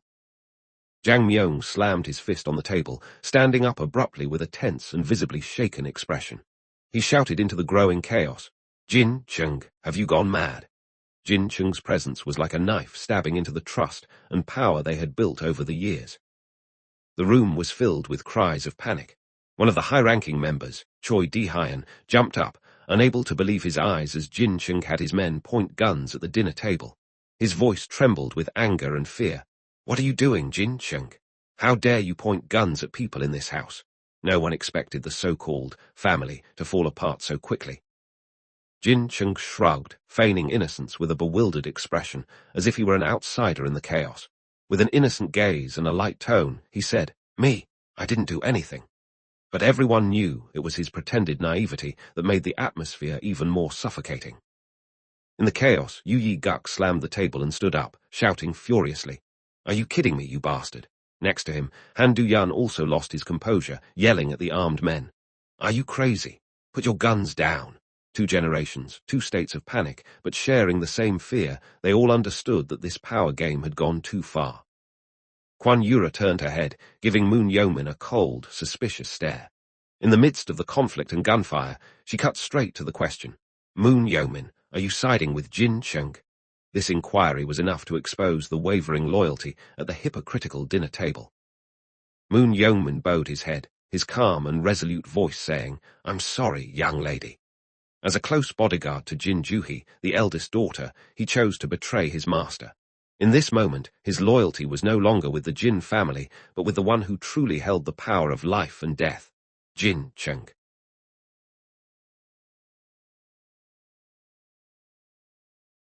Haejeong Junhyuk blew bubbles with his gum, his lazy tone laced with sarcasm. "You should have raised our pay earlier." As a bodyguard to Jin Jongwon, the 4th son, his indifferent and bored attitude showed his lack of interest in loyalty. To him, it was all just a job, and a job should be paid fairly. Moon Dane, Jin Chung's personal bodyguard, remained cold and ruthless. She didn't need to speak or show her stance. A single piercing glance was enough to affirm that she was there not to protect the family, but to end it. Jin Myung, the father and head of the family, sat silently in the face of betrayal from those he trusted most. His heavy, disappointed voice carried deep frustration, not because he was betrayed, but because the betrayers were his own flesh and blood, whom he had nurtured. Jin Myung raised his head, his eyes blazing with intensity as he enunciated each word. He wasn't asking out of doubt. He was confirming the end of the father-son relationship he had cherished his whole life.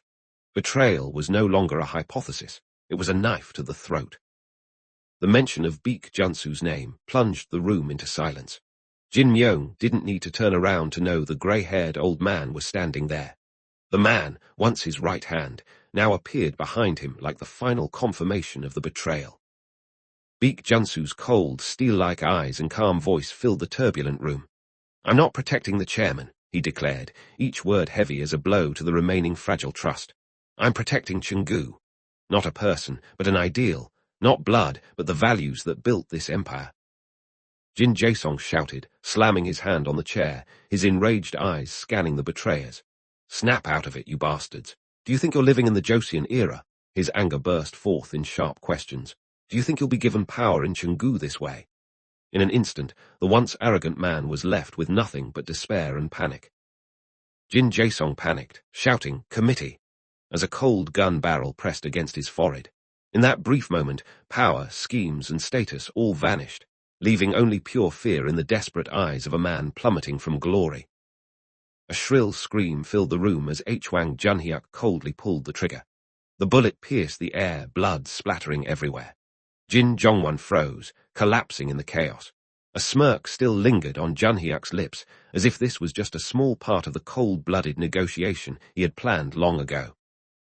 Jin Juhi was stunned, her whole body trembling as she watched her brother being shot right in front of her. Jin Jae-song, pale-faced, screamed in despair, calling out for Park Jun-ho like a drowning man clinging to a straw. But everything was beyond control. Guns were pointed at them, the betrayal was set in motion, and the mastermind showed no hesitation. Gunshots echoed through the air, tearing apart the atmosphere, blood splattering across the ceiling and walls. Cries of pain and panic never ceased. In that moment, the family gathering had turned into hell. Jin Chung smiled calmly, as if everything was within his calculations. Moon Dane silently wiped his hand with a white cloth, her eyes unruffled. In the blood-stained and smoke-filled room, only the two of them remained composed, as if they had just finished an ordinary dinner party. From under the blood-stained table, a figure quietly emerged. The sound of footsteps was light but decisive, bringing with it the tense air compressed in the deadly room. Jin Chung stepped out of the shadows, facing the cold gaze of the middle-aged man. No shots were fired, no words were spoken, yet the truth was laid bare.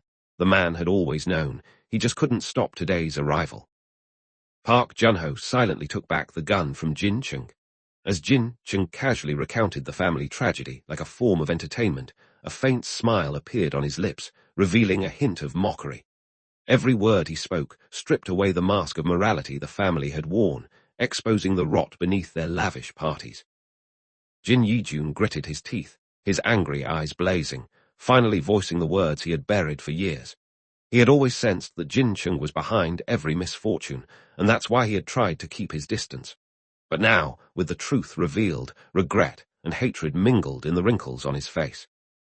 Jin Chung smiled coldly, his finger lightly shaking the gun like a harmless toy. His eyes sparkled with contempt as he accused.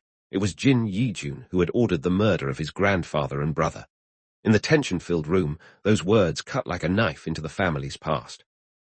Jin Chung pointed the gun at Jin Yijun's forehead, his cold eyes piercing through the past. He gritted his teeth, recalling the fateful day 17 years ago, the unjust deployment to the Gulf of Aden, where his loved ones didn't deserve to die. He didn't need evidence. In his heart, he had the answer. Jin Yijun was the one who had sent them to their deaths under the guise of a special mission.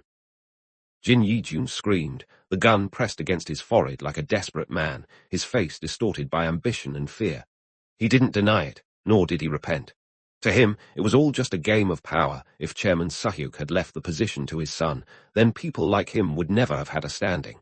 The raw truth was revealed in his scream. Betrayal was a matter of survival. Jin Chung gritted his teeth, pressing the gun against the man he once called father, his eyes burning with fury. His voice was suppressed, trembling with resentment. "Why, you designated me as your successor, and yet—" The sentence was left unfinished, his hand tightening around the gun, as if he wanted to crush the years of deception and betrayal. This was no longer a purge, but a sentence for the lies hidden behind the guise of family ties. As Jin Chung leaned in close, the eyes of the former family head flashed with fear. Cold sweat broke out, reflecting the light from the ceiling like a cut straight into his crumbling pride. No excuse could cover the truth anymore. This wasn't a dialogue. It was the final verdict from the son he had once abandoned. Jin Chung stared straight into his eyes, the cold light reflecting in his murderous pupils. His whispered voice cut deep into the heart. "Because I knew that if I gave you the position of heir, my death would come right after." There was no doubt between them. There had never been trust, only deadly games waiting to erupt. Jin Chung sneered, the gun still pressed against the traitor's forehead. "That's right," he admitted, his voice as calm as if he were discussing trivial matters. "But now that you've said it yourself, I feel quite annoyed." In the space filled with the smell of gunpowder and blood, his anger didn't erupt in a scream. It was the chilling calmness of a man who had prepared for this scene for 17 years. His face was drenched in sweat, but Jin Sunyeok's eyes remained defiant as he stared into the gun barrel, his voice cold. "Even if you kill me right here, you'll never sit in the chairman's seat." His eyes no longer held fear, but a steely conviction in a power that had been predetermined long ago, far beyond the recklessness of the man before him. Jin Chung chuckled dryly, spinning the gun as if it were a toy. The light from above highlighted the frightening nonchalance on his face. "Because," he tilted his head slightly, a faint smile on his lips. "Ah, I know." The air seemed to thicken, and Jin Sunyeok felt suffocated by the vague response, more so than by the gun barrel moments before. Jin Chung tilted his head further, his cold smile widening. He quoted the committee's clause with a smug tone. "Transferring power through a military or political coup is not recognized. That's the law of the committee, isn't it?" His words were like a sharp blade, cutting away the last remnants of illusion in Jin Sunyeok's mind. Park Junho walked slowly forward, his eyes as cold as forged steel. His voice was low and sharp, like a knife circling his opponent's neck. "But what should I do now?" Without a weapon in hand, just his footsteps and gaze made the air heavy and suffocating. He froze upon hearing that the riotous group outside wasn't his own. Confusion and fear mingled in his eyes as he stuttered. "What, then? Who's behind it?" The confidence he had just mustered was instantly extinguished by a creeping doubt that sent a chill down his spine. Park Junho pulled the trigger coldly, his eyes still holding a calm smile as if stating the obvious. He declared, "There's still someone coming, a noble figure who's been waiting for 17 years, someone who will cover up everything."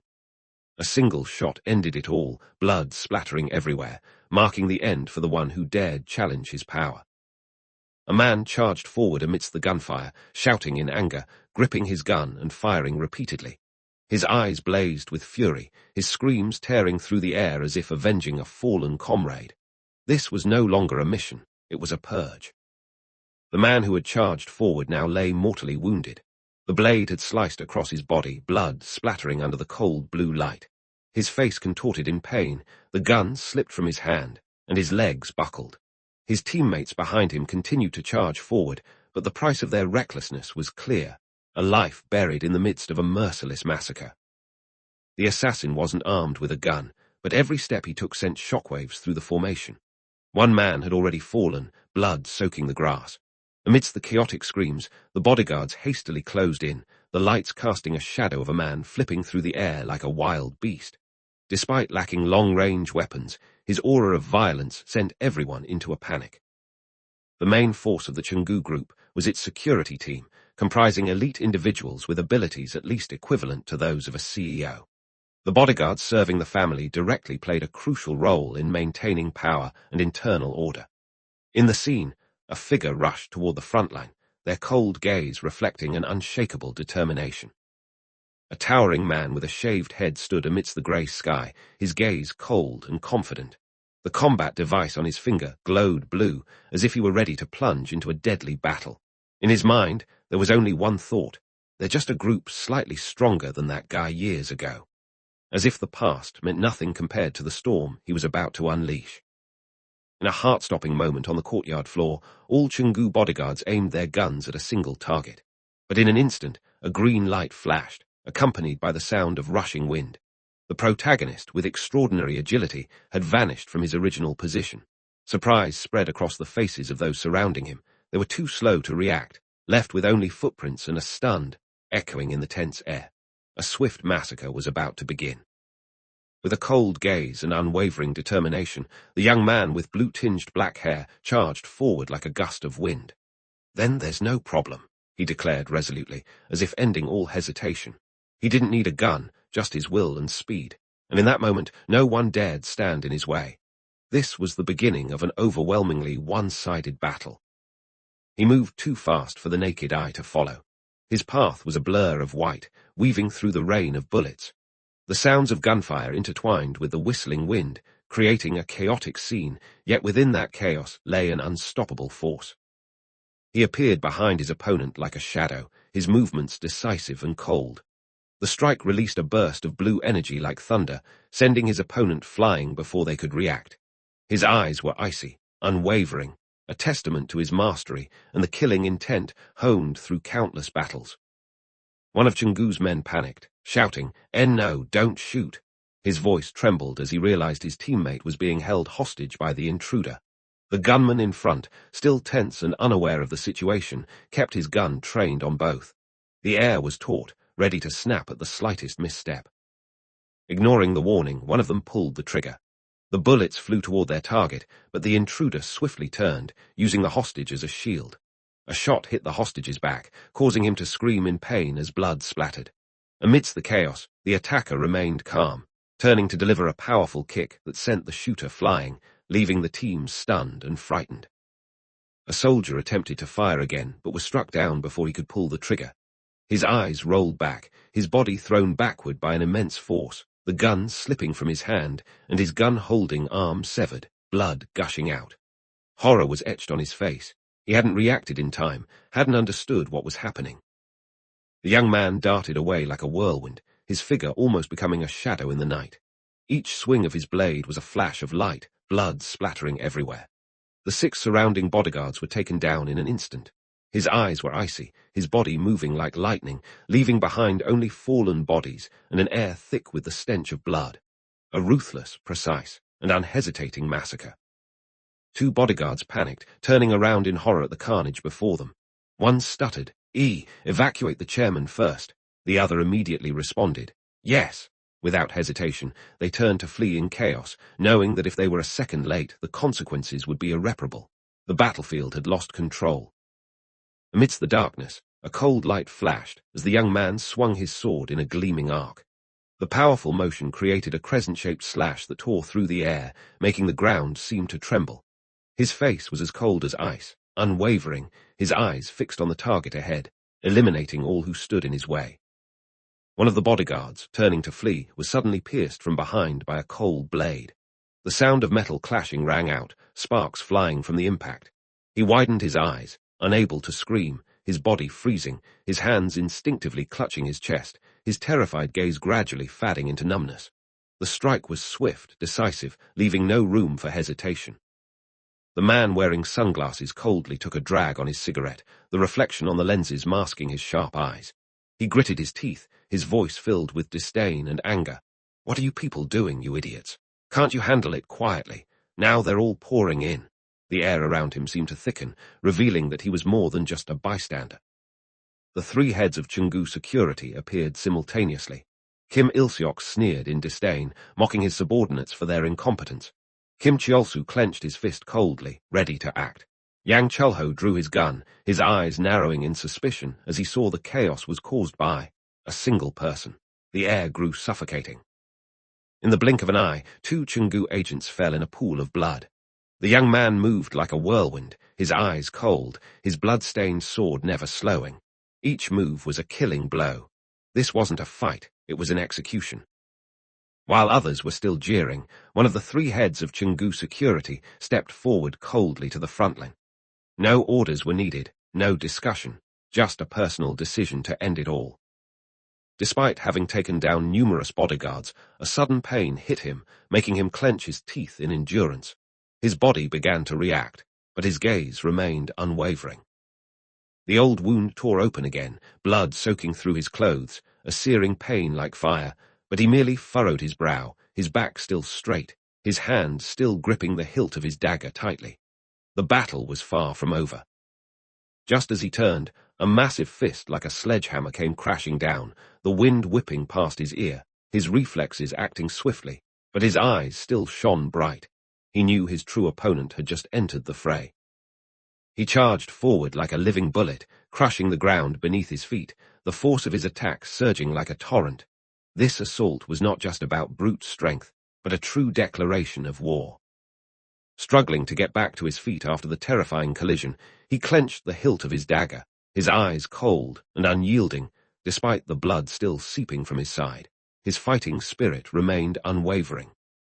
He raised his head, his piercing gaze locking onto his opponent. His deep voice echoed through the tense night air, a warning from someone who would not tolerate any intrusion into this sacred ground. The guard charged down like a meteor hurtling to earth, unleashing all his strength into the punch. But the young man stood firm, his head held high, his eyes unflinching and fearless, a moment of calm before the storm. The guard roared through the air, enraged by the prolonged chaos. His body hurtled forward like an arrow, carrying with it a deadly aura that threatened to crush everything in its path. Yet his opponent remained unmoved. Despite his unhealed wounds, the young man's eyes remained cold and resolute. The dagger clenched tightly in his hand was a declaration of war. This was no time to worry about physical strength, but the moment of reckoning. Before the guard could throw his punch, his opponent vanished from sight. A fleeting look of confusion crossed his face. He had been outmaneuvered in an instant. The sound of rushing wind filled the air. The 2 team leaders had barely reacted when they felt the deadly aura closing in. Both turned their heads simultaneously, their faces frozen in shock. The enemy had closed in too quickly. Without giving them a chance to react, he swung his arm like lightning, hurling his dagger through the air, slicing towards its target with a chilling aura. Enraged by the sudden attack, Kim Il-seok gritted his teeth, his eyes blazing with fury, drawing his baton and charging forward like a predator. Behind him, his teammates were ready to join the fight. Taking advantage of the heavy rain that obscured visibility, he charged forward like lightning, delivering a precise kick to the enemy's chest, sending all 3 of them flying like broken puppets, unable to react before they collapsed in a daze. The man had barely understood what was happening when a flash of steel appeared behind him, a short sword poised to strike, completely catching him off guard. The dagger sliced through the air in an instant, blood splattering everywhere.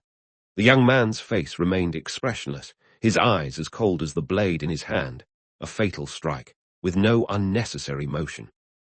In the silent night, the young man walked slowly towards the house, as if he had just completed a trivial task. Behind him lay the bodies of the fallen, blood staining the stone floor, the remnants of a merciless massacre. The young man's cold gaze lingered on the blood-stained dagger lying quietly on the threshold. The blood had not yet dried, but he had let go long ago, a sign that he no longer needed a weapon to finish things.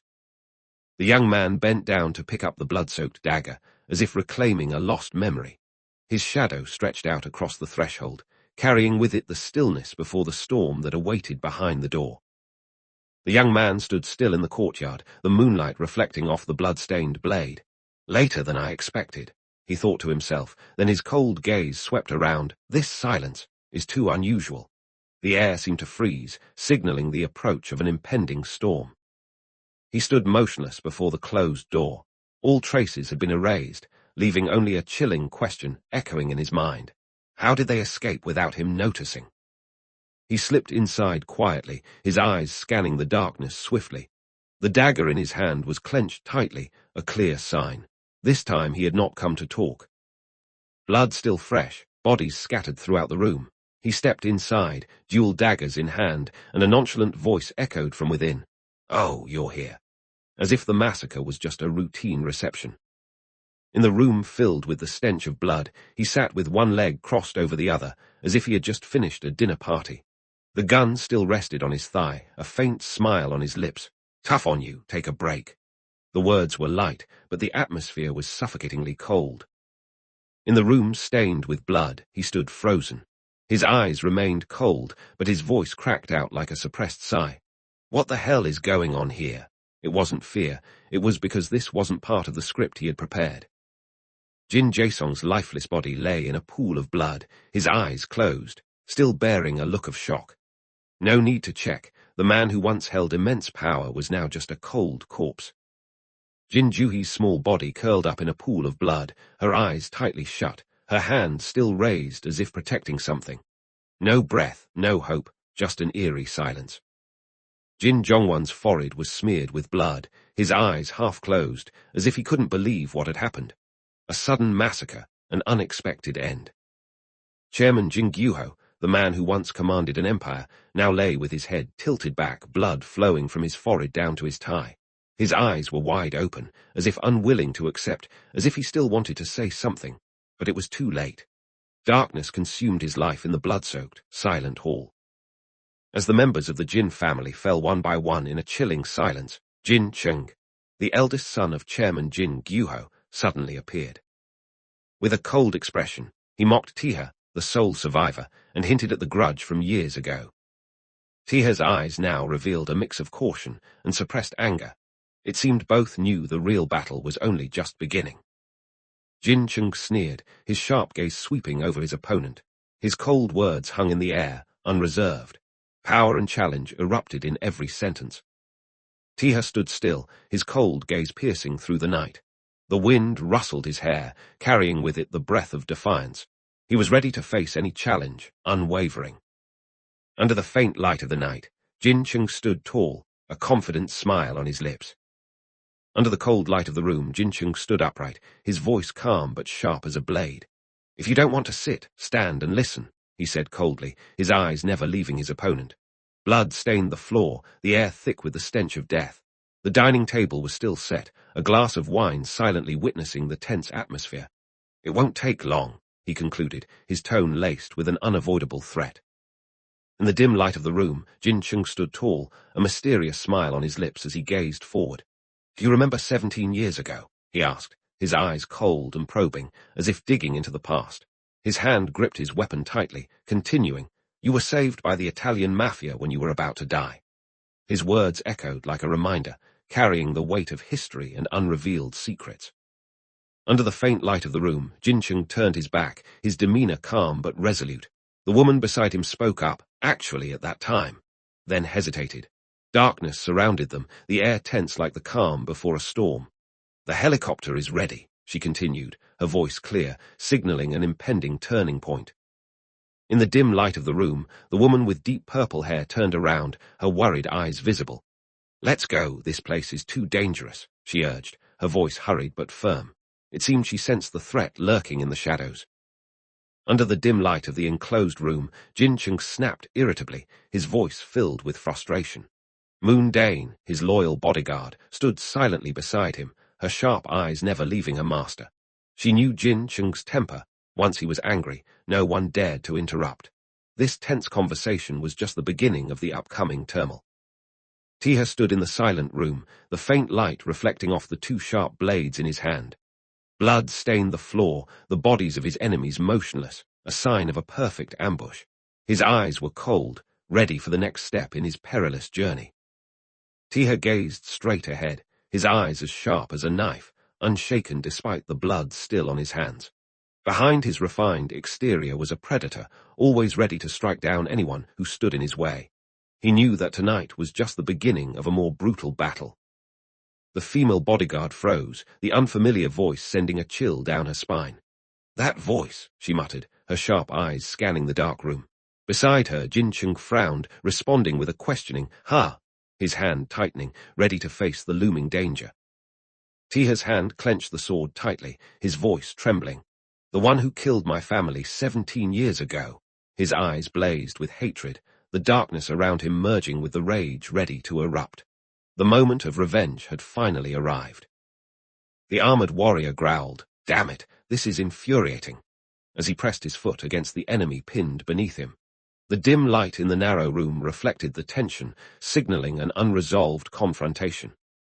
In the thick darkness, the mysterious soldier stood firm with a cold gaze behind his mask. With a gun in hand, he issued a cold command. "I told you to detonate it after I eliminate everyone."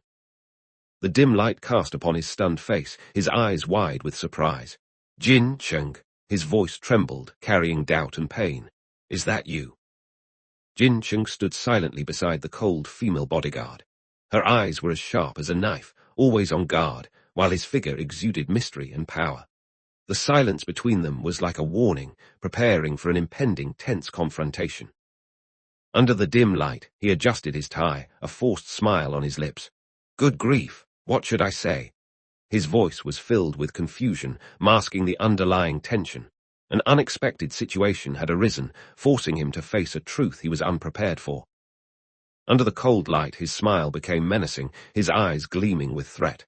"Are you going to continue speaking so intimately?" His voice was cold, full of lethal intent. "Be careful, I'll make you wish you were dead." The tension escalated, the air thick with unyielding confrontation. In the dark gloom, Taeha gripped the sharp knife tightly, his eyes determined and challenging. "Bring it on," his voice rang out, resolute and confident. "I'm here to do just that." The atmosphere became as taut as a bowstring, ready for a decisive confrontation between life and death. The room was still stained with blood when Jin Chung suddenly erupted in anger over the way they addressed each other. He couldn't tolerate being treated without proper respect, even when the person across from him had single-handedly taken down his entire team of bodyguards. Amidst the chaos, Taeha's eyes locked intensely, pausing for a moment to piece together the fragments of his past that had been forgotten for 17 years. Jin Chung was far from foolish. He knew Taeha was alive, aware of the blood-soaked past in Salerno. But his silence for 17 years was the most puzzling part. Taeha's mind raced. If Jin Chung had known everything, why had he waited exactly 17 years to act? Everything seemed too coincidental, or was it all orchestrated from the start? No more hiding or pretending. Jin Chung gave the order to open fire. The game had officially begun. They didn't want to call it a coup. They just needed to act swiftly enough that no one would suspect a thing.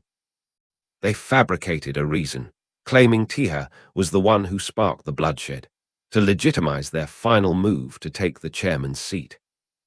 The former subordinate now sneered, calling Taeha Old Master, a jab that twisted into the buried past. Taeha's eyes froze, his hand tightening around the hilt of his sword. While the past could be insulted, the blood spilled today would reclaim honor. The madman laughed as he pulled the trigger, the bullet whizzing toward the ceiling, a shot that declared war, opening the bloody dance of the night. Without hesitation, Taeha drew his sword, slicing through the bullet's path.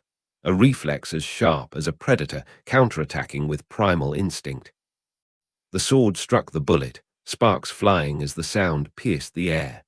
In that cold, sharp gaze, there was no room for error. The bullet fell to the ground, the smile on the man's face freezing. The counterattack had begun, swift, precise, and merciless. A kick launched like a storm, tearing through the distance. Taeha gripped his sword tightly, absorbing the powerful blow from the enemy who had just appeared. There was no room for error. Taeha gritted his teeth, his eyes blazing as he recognized the man before him, someone who had also been part of the tragedy years ago. The pieces were slowly falling into place. The man turned, his eyes arrogant, as he introduced himself. "I am Park Junho."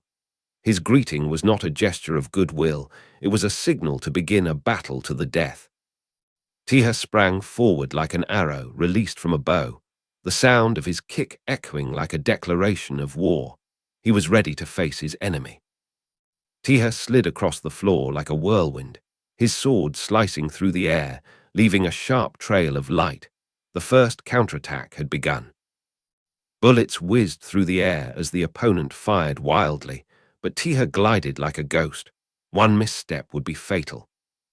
The assassin fired continuously, laughing mockingly at Taeha's speed, as if watching a show. But he didn't know that the game was only just beginning. Park Junho launched a straight kick, like an axe blow Taeha dodged by a hair's breadth. The clash had now surpassed the boundaries of an ordinary fight. Taeha's eyes widened. The lethal intent had been too real, too close. Unable to counterattack in time, he could only face the enemy's power like an oncoming flood.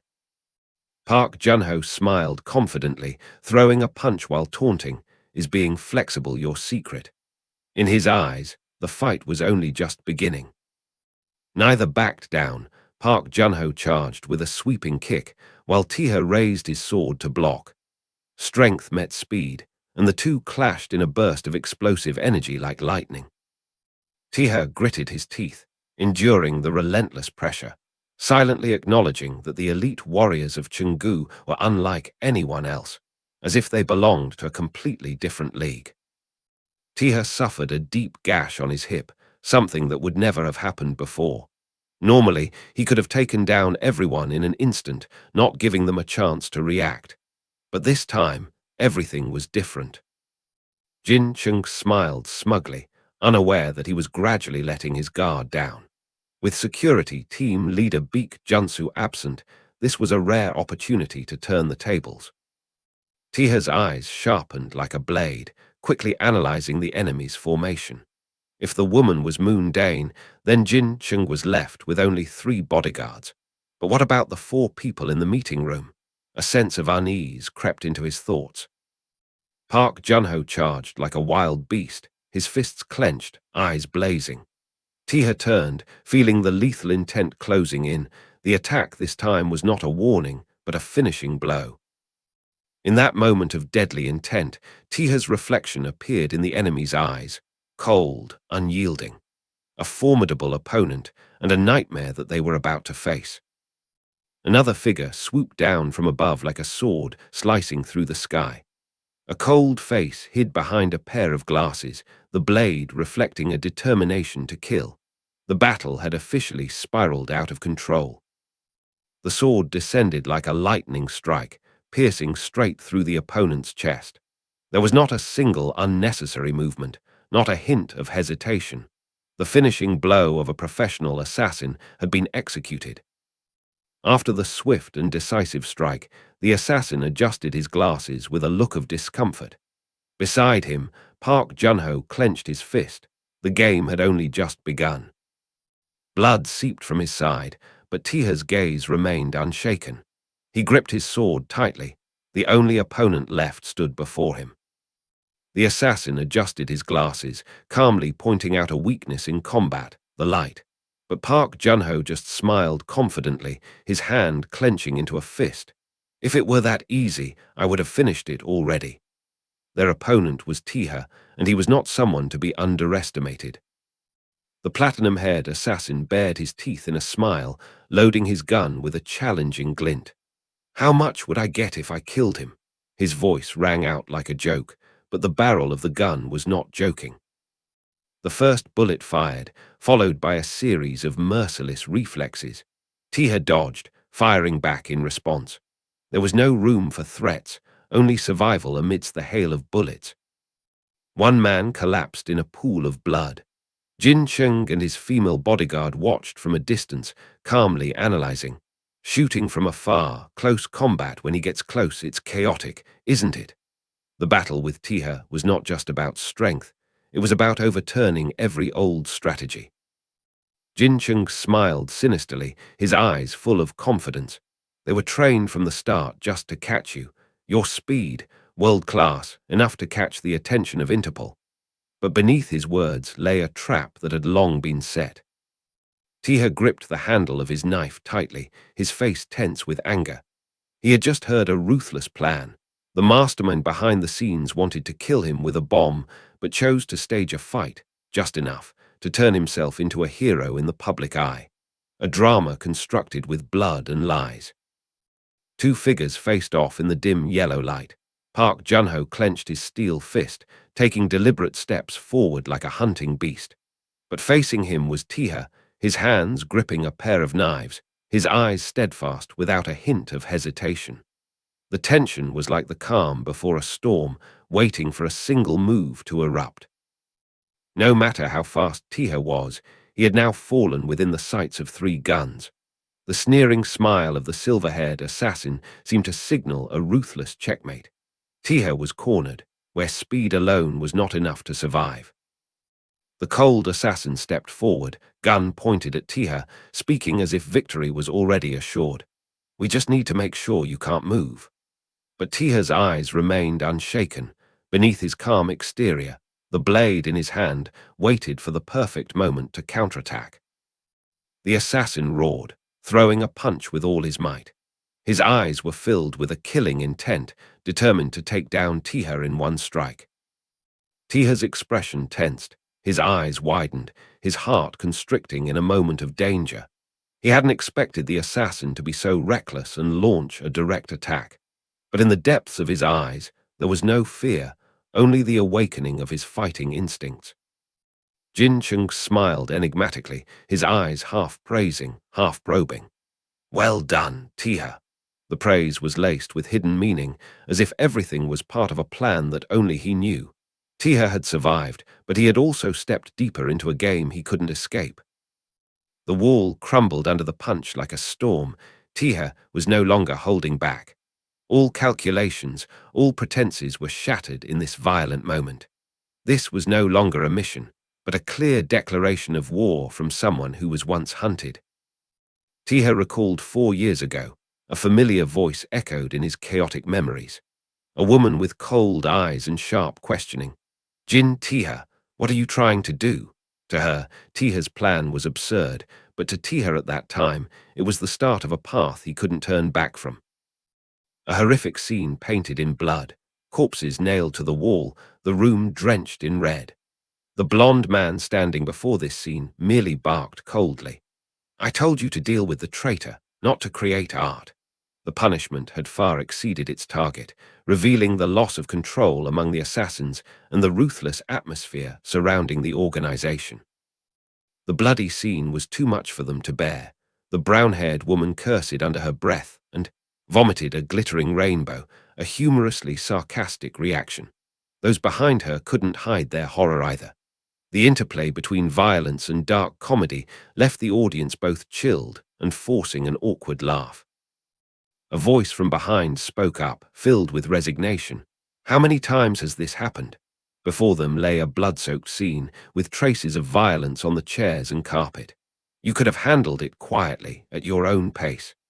The words were a gentle rebuke, tinged with helplessness, as if they had witnessed such chaotic works many times before. Two guards stood listlessly among the stacked containers, sunlight streaming down from the clear sky. With vacant expressions and bulging bellies, they were completely off guard. Still holding their guns, their lazy postures revealed they had not anticipated the storm quietly approaching. The guard bent down, patting the boy's shoulder as if soothing a living commodity. But his shifty eyes and twisted smile couldn't hide his true nature. They didn't consider the boy human. Taeha stood straight, his back rigid and his gaze cold. But beneath the silence, anger had begun to smolder. The woman spoke up, her eyes as sharp as a blade. Lorenzo didn't treat you poorly, so I understand why you feel betrayed. But her tone wasn't comforting. It was a warning. If you keep killing people so brazenly, you'll only make more enemies. She turned to leave, her cold voice echoing back. For your master, for the Salerno family, never cause such chaos again. The words were both a warning and an unchallengeable reprimand. Taeha lowered his head in silence. His eyes sank into an endless white space, not quite submission, but restraint. A spark of anger quietly took root beneath his calm exterior. Her cold eyes glanced over Taeha without a hint of emotion. Her voice was soft but cutting. And I don't want to know, even if you actually do it. She didn't need reasons. She only needed results. In the blood-stained room under the crimson sunset, Taeha stood silently, still gripping the blood-stained blade. She turned back, her eyes questioning and cautious. What is it? Her voice was as sharp as a knife, shattering the deadly atmosphere. Taeha stood still, gazing at the pool of blood at his feet, his eyes unwavering. For him, this was more than just a lesson. It was a brutal reminder. In this world, betrayal never ends peacefully. A traitor didn't just need to die. They needed to die in a terrifying way, so that the echo of their evil would spread like a plague. This was how the Salerno family instilled fear, by distorting the truth, amplifying the tragedy, and turning it into a cautionary tale for all who remained. Taeha stepped out of the darkness, the light casting a glow on the small bloodstain from the blade. His voice was cold and unwavering. This way, they won't dare betray us again. If not, I'll personally hunt them down, one by one. He was no longer the boy he once was. Taeha had become a living warning to the entire underworld. She looked down at Taeha, her eyes a mix of surprise and helplessness. So you chose to kill them in the most horrific way, just to avoid killing more. Her voice was tinged with bitterness, as if she understood, but couldn't accept it.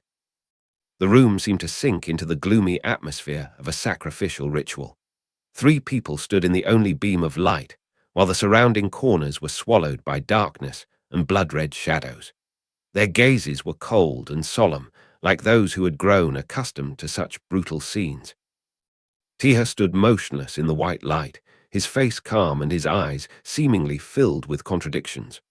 While those around him were steeped in blood and anger, he remained spotless, a face untainted by blood, yet speaking of horrors like one who had stepped out of the depths of Phlegethon. The woman smiled faintly, her eyes narrowing as if she had understood Taeha's innermost thoughts. She exhaled softly, then spoke without judgment or sarcasm. As I thought, being an assassin doesn't suit you. Her words were both a sign of understanding and an acknowledgement that Taeha wasn't born to have blood on his hands. A muscular back slammed into the wall, causing the entire partition to crack, as if it might shatter. A flash of blue light burst forth in the collision, making the scene even more intense. A powerful strike had just been unleashed, leaving the opponent no chance to react. There was no need to see the face. This was a declaration of power through action. Blood splattered in the dazzling light. The strike had been not only decisive, but also ruthless. The man took the full force of the blow to his face, his head snapping back, his initial arrogance lost. It was a brief moment, but enough to turn the tide. Jin Cheng and his female bodyguard stood frozen, their eyes fixed in shock at what was unfolding before them. Neither could have anticipated the sudden turn of events. Their intended prey had counterattacked with unrelenting ferocity. The astonishment stemmed not just from the display of strength, but from the cold, calculating gaze of the one who had struck. Thrown against the wall, Taeha gritted his teeth as he struggled to his feet, dual daggers in hand. Blood soaked through the wound on his side, yet his gaze remained unflinching. Though his body was on the brink of collapse, he was ready to continue fighting. This was no longer a battle for survival, but an affirmation. The once victim had now become the harbinger of death. A single tear fell silently from Taeha's eye, not from pain, but from memories. In his cold, frosty gaze lay the anguish of years marked by betrayal and torment. Amidst the violence and bloodshed, his heart had not yet turned to stone. The man gripped his sword and gun tightly, his voice strained with rage. Damn it! His eyes blazed with a hatred that had reached its limit. Faced with such fury, he knew, this battle would leave no room for hesitation. Taeha charged forward like lightning, his daggers slicing through the air in an instant. Blood splattered across the cold, grey floor. The enemy hadn't even managed to pull the trigger before collapsing, their eyes still trying to comprehend what had just happened. One swift strike, decisive and absolute, that was Taeha's response. With a speed that was terrifying and a strength capable of cleaving a sword in two, Taeha rendered the initial assessments of his opponents laughable. Their calculations had gone awry from the start. They had underestimated the frenzy hidden behind his calm demeanor. All who had witnessed Taeha's true strength had met their demise. No one could survive after seeing him unleash his full potential. This was his true prowess, a killer cloaked in serenity, yet wielding skills that even the underworld would fear. Taeha breathed heavily, blood trickling from the corner of his mouth. The physical pain was overshadowed by the weight pressing upon his heart. He knew he had exceeded his limits, but it was this that had allowed him to survive. Panic-stricken screams echoed through the hallway as a subordinate rushed in, his hand trembling as he clutched his gun. Everything had unraveled too quickly. None of them had been warned about the nightmare unfolding within. The silver-haired man stood with his hands clasped behind his back, his cold, piercing gaze fixed into the distance. He called out to his associate in the darkness, "Moon Dane." Without needing to turn around, his voice was enough to tense the atmosphere. "Get the young master out," he commanded, his voice calm yet unyielding. Moon Dane turned around, a flicker of hesitation in her eyes, but she didn't protest. "I'll follow after." The air grew thick, foreshadowing something ominous. Taeha sprang into action immediately, his eyes cold and alert, reacting on instinct as an unexpected attack loomed from behind. A dagger flashed in the air, mere inches from his neck. The sudden situation forced him to muster all his speed. There was no time for hesitation. Taeha suddenly realized Jin Chung was making his escape. His consciousness screamed in denial. He couldn't let him get away. His eyes blazed with killing intent. All surrounding sounds were muffled, leaving only his racing heartbeat and a singular goal: to stop Jin Chung at all costs.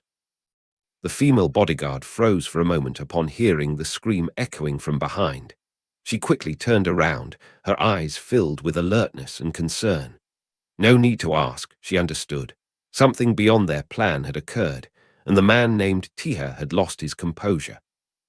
Taeha charged forward like a tempest, delivering a precise kick to the assassin who had been about to draw his gun.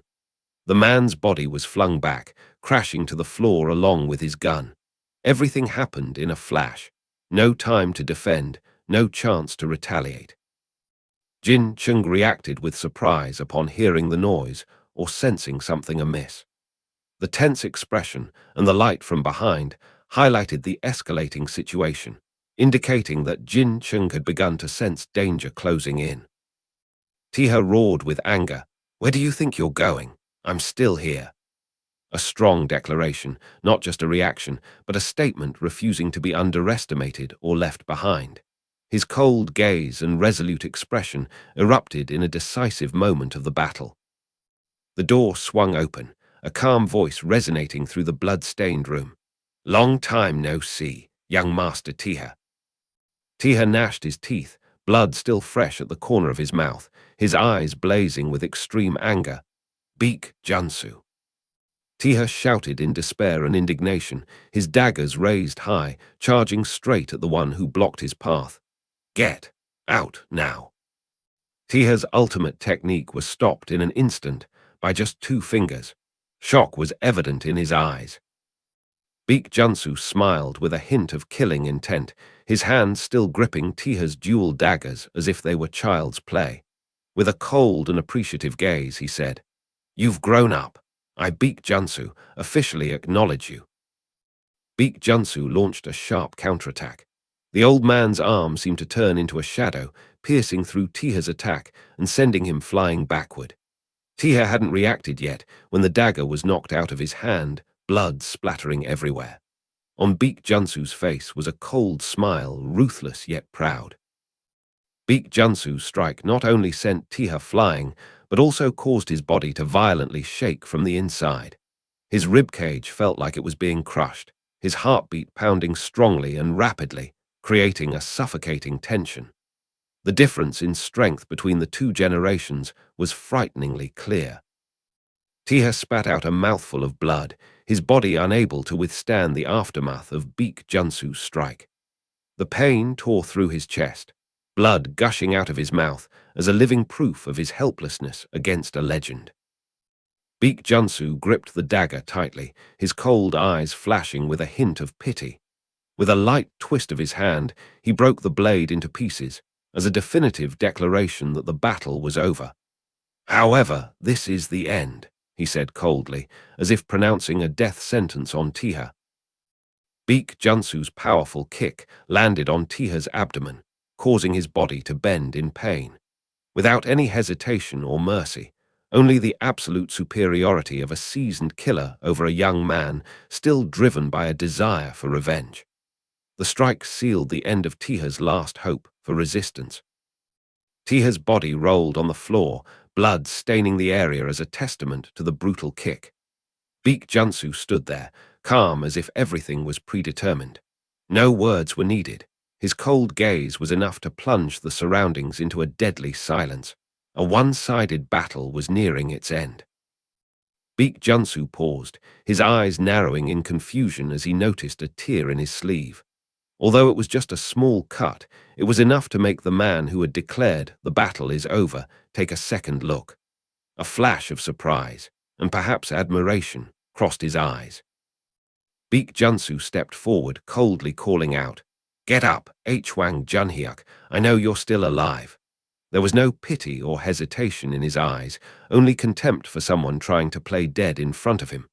Blood still stained the floor, but Junsu wasn't concerned. To him, the game was just beginning. Haejeong Junhyuk sprang up with an awkward smile, scratching his head sheepishly. "Whoa, Tilda, I was so scared I almost died, Tilda." His tone was light, as if the life-or-death battle just now was just a joke. But behind his playful eyes was a vigilance that hadn't diminished. He knew the person he was facing wasn't someone to be taken lightly.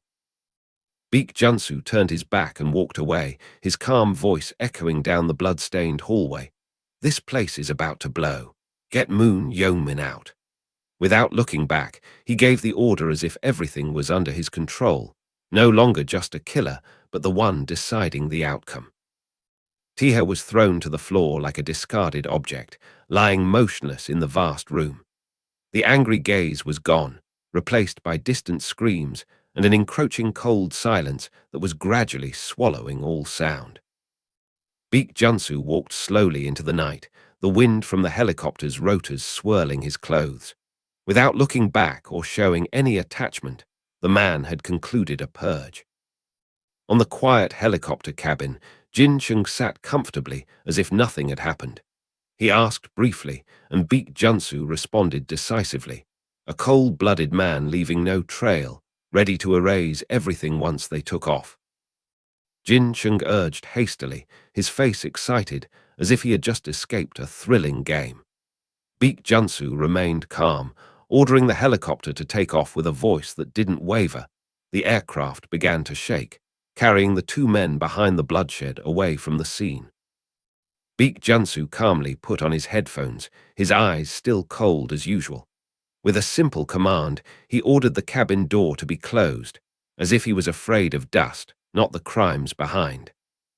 Jin Chung smiled excitedly, his eyes gleaming with madness. He didn't want to leave, not before witnessing the hellish scene he had been waiting for.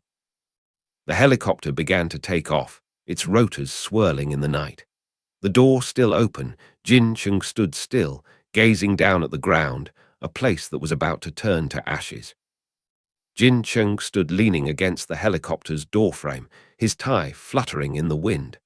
A triumphant smile was evident on his face. The moment of revenge he had been waiting for had finally arrived. The mansion appeared under the cold moonlight, surrounded by high walls and silent trees. Jin Chung stood from afar, his hateful gaze piercing through the darkness. "This damn house," he hissed. This was the place that had imprisoned his childhood, where all his nightmares began. Sitting across from each other in the secluded cabin, Jin Chung shed his mask. His voice was icy, always preaching about family, about bloodline. It's all just a lie. Beside him, Moon Dane remained silent, just listening. The truth is, they fear losing power. That's why they cling to it with blood, not with faith. Taeha screamed in despair, his voice tearing through the space that was gradually being consumed by the helicopter's engine noise. His eyes blazed with anger and helplessness, as if trying to hold on to everything. But the figure had already left, without looking back. Baek Junsu sat calmly in the helicopter cabin, his cold eyes fixed ahead. Beside him, Moon Dane gripped her seatbelt tightly, listening silently. Baek Junsu's voice came out heavy, sarcastic. "Family, kinship, it's all just a lie." He asserted that the so-called bloodline was merely a cover to maintain power. The air in the cabin sank, reflecting the bitter reality of a world where even blood ties were exploited for political gain. A moment that clearly reflected Jin Chung's cold nature and arrogant attitude after witnessing the fate of someone he deemed weak and pitiful. Jin Chung smiled triumphantly, straightening his tie as if declaring victory. After all the calculations, he was now unapologetically ambitious. He would personally change the Chunggu group with blood, power, and betrayal. The Chunggu mansion was engulfed in a sea of flames. A deafening explosion tore through the night, permanently erasing all traces of the old generation. Jin Chung had struck, and this was the beginning of a new era. Taeha lay motionless on the cold tile floor, blood staining the area around his wound. The explosion echoed from afar, like a final farewell to someone who had once stood at the center of a storm but couldn't change their fate. Taeha lay gasping among the ruins, his dull eyes looking up at the scorched ceiling. The sound of the helicopter reverberated through the air thick with gunpowder, closer, clearer. In the depths of his eyes, a glimmer of light flickered, on the boundary between life and despair. The last glimmer of light in Taeha's eyes. Despite his shattered body and unceasing bleeding, his will to survive hadn't extinguished. He gritted his teeth, reassuring himself it wasn't too late. The chance for revenge, the chance to live wasn't over yet. From amidst the sea of flames and corpses, Taeha suddenly launched himself onto the helicopter, his hand clenching a blood-stained knife. Under the fiery glow reflecting from the explosion, his back seemed to transform into a demon risen from the dead, accompanied by a scream that tore through the sky. No one was to leave without paying the price. At the edge of the helicopter cabin, Jin Chung stretched, breathing out in relief amidst the fiery wind, as if the hellish scene behind was just a gentle breeze. In the light of the flames below, his smile became twisted, radiant yet venomous to the point of being terrifying. From the midst of the fiercely erupting flames, Taeha shot onto the helicopter like a surviving arrow. Amidst the earth-shattering explosion, he still managed to utter a cold remark, as if he had orchestrated the destruction behind him. Taeha charged into the helicopter cabin in an instant, his eyes still burning with fury. Ahead of him, Jin Chung still wore a triumphant smile, ordering the helicopter to head towards the headquarters urgently, completely unaware of the deadly threat that had just survived hell and was right behind him. The knife blade pierced through Jin Chung's calf in a flash, blood spurting out to stain his white pants red. The sudden pain cut off the arrogant smile still on his face. Jin Chung's scream tore through the air, his face distorted in pain and horror. Blood pulsed with each heartbeat, and fear finally manifested. Baek Junsu and Moon Dane turned their heads simultaneously, their shocked gazes piercing through the helicopter cabin. The cry of "Master" echoed, shattering their pretended calm, for the nightmare from the sea of flames was approaching, bringing with it unprecedented wrath.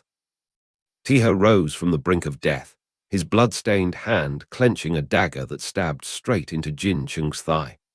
In the flickering light and the swaying helicopter cabin, Jin Chung screamed in terror, but Taeha's eyes had lost all humanity. Taeha screamed, his voice trembling with the pain in his chest and mind. The hand that gripped Jin Chung's neck was not just driven by the hatred of a son who lost his family, but also by outrage against the one who betrayed his own bloodline. The scream tore through the helicopter cabin. Blood splattered everywhere as Taeha's dagger pierced Jin Chung's calf, a counterattack that was unimaginable against the one who had brought despair to both their families. Blood stained half his face, his eyes blazing with hatred. Taeha roared as if tearing through the night sky. A vow of life and death erupted in the burning helicopter cabin. "Jin Chung, I will definitely kill you." Moon Dane quickly drew her gun, moving forward with a determined gaze. She raised her gun, ordering firmly, "Step back." Her voice was not shaky, but urgent. Jin Chung roared in anger, his eyes wild. "Shut up! Give it to me!" He snatched the gun from Moon Dane's hand, not giving her a chance to resist. The situation on the helicopter immediately descended into chaos. Taeha clung to the helicopter door in the night sky, his body covered in blood, but his eyes still burning. However, facing this will to survive, Jin Chung just looked down, laughing disdainfully.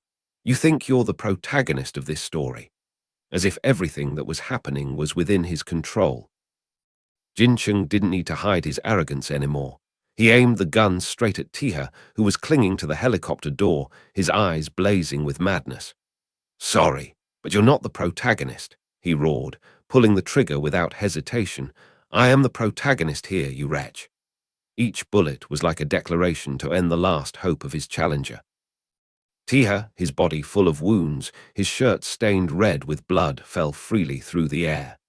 The bullets that had pierced his body were still hot, but his eyes remained resolute, burning with determination.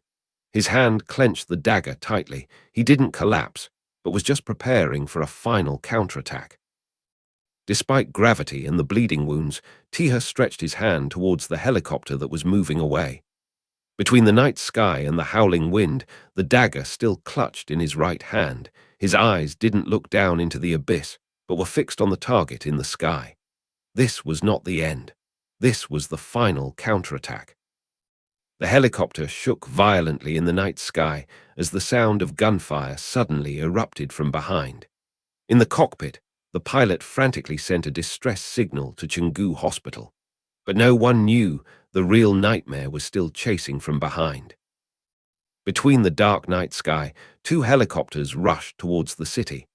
Under the faint moonlight, the shadowy figures were still persistently pursuing, dragging out an unending revenge.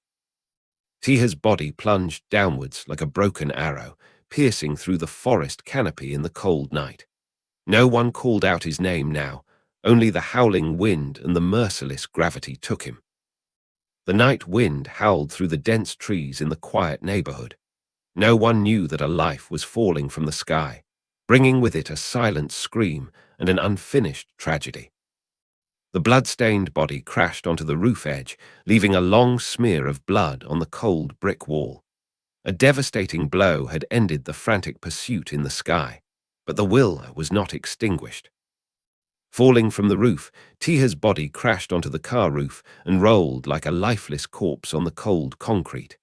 The impact sounded heavy in the night, but his eyes were still not closed. The hatred had not allowed him to collapse. A soft splash sound echoed through the quiet night, the cold water rippling. Taeha's body had fallen into the small canal after the violent impact, merging into the darkness, where the hatred was still not over. The ripples on the water quickly subsided. Only the distant sound of engines and the faint streetlights witnessed the moment when the survivor sank into the night, as if he had never existed. While the water still flowed smoothly under the night lights, a stranger appeared on the distant railing. Looking down at the scene below, as if searching for something that had disappeared into the night. A young man with grey hair appeared in the darkness, his eyes calm as if he had witnessed the entire chaotic pursuit. And now, he was the only one left to face the remnants of that chaos. In the cold stream under the moonlight, Taeha lay motionless, his blood spreading in the clear water. His body was battered after the fierce battle, but his hand still clutched the dagger tightly. The will for revenge had not been relinquished. The grey-haired youth stopped his bike in the deserted night, looking up at the sky filled with dark clouds. A faint question escaped his lips in the wind. Was it already too late? His gaze quietly turned towards the stream, where fate had just taken a turn. The grey-haired youth suddenly froze in the middle of the night, his eyes wide with surprise at the faint sound coming from the dark water behind him. The two words that echoed, "Help me," were enough to snap him out of his thoughts, sensing a fragile fate waiting to be grasped. Under the gloomy sky filled with gathering clouds, the grey-haired youth stopped his bicycle on the small bridge. His eyes fell silent, gazing down at the water below, where a faint cry for help had just echoed through the night. The air was suffocatingly silent, as if the world was waiting for his next decision. The eyes beneath the drooping hair suddenly opened wide. From the empty gaze, a spark of determination arose, not of surprise, but of resolve. He had heard, and he had chosen. In the still water, the faint whisper seemed to echo from the depths.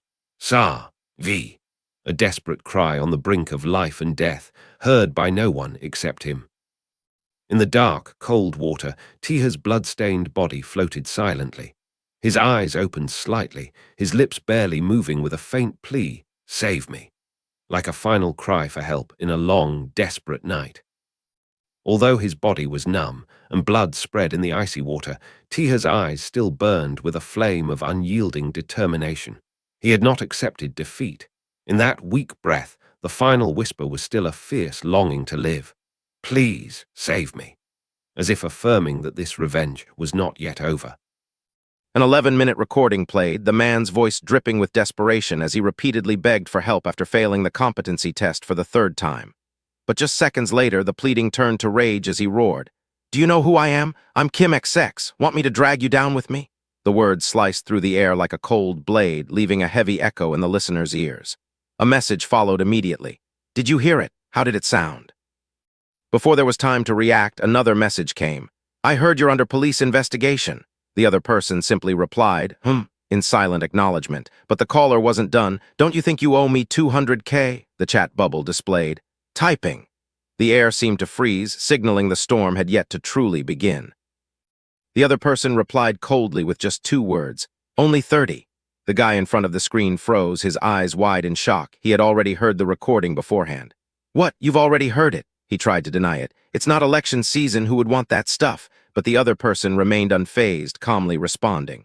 "I don't need it, but have you forgotten? On the market, if a normal person's worth 1 and A-lister's 10. The next message was a decisive blow, "And that guy's 1,000.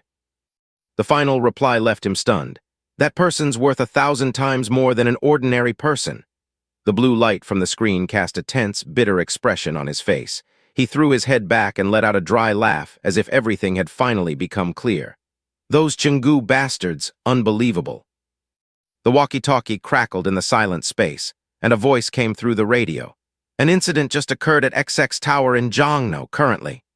The urgent news was being relayed, but those who truly needed to hear it had known long before and were waiting for it to explode. No response, just a decisive press of the walkie-talkie's switch, cutting off communication. The urgent news was stifled mid-sentence, as if someone didn't want the world to know what was about to happen. Just seconds after cutting the walkie-talkie, he stepped out of the room, a bag slung over one shoulder, his other hand flicking the skateboard leaning against the wall. Without hesitation, without shoes, as if time was counting down and he couldn't afford to stand still for even a second longer. As he opened the door and stepped in, the early morning light caught his messy silver hair.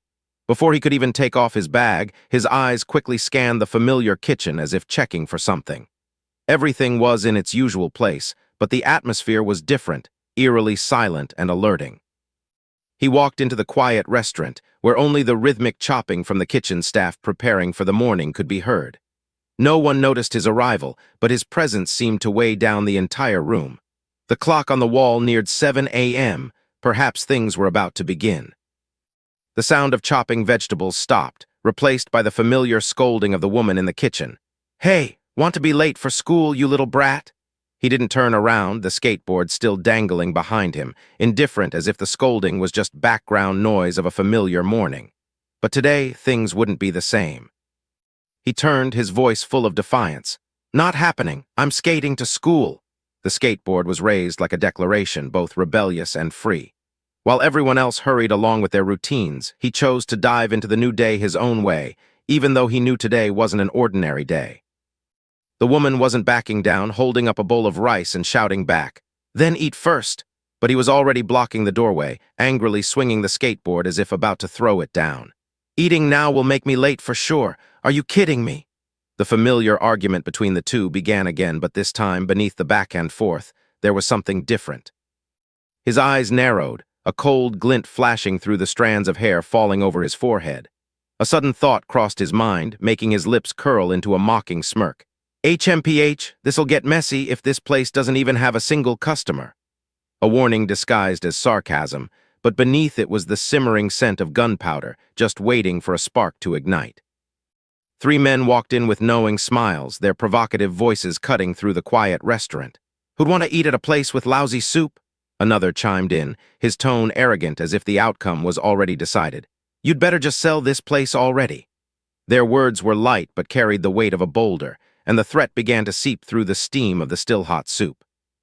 The one in the middle took half a step forward, his smile curved like a blade, his disdainful gaze sweeping the restaurant. "Isn't that right?" His voice was soft but full of intent. He was Choi Boksu, leader of the Yabari faction, a name that had forced many shops in the area to close without reason. And now the next target was this small kitchen. The woman didn't look up, her voice cold as she spoke amidst the sound of chopping. "Coming to collect interest this early in the morning?" Her tone wasn't loud, but each word was sharp. She continued firmly, "I'm busy." No fear, no submission, just a chef defending her kitchen with a knife and unwavering resolve.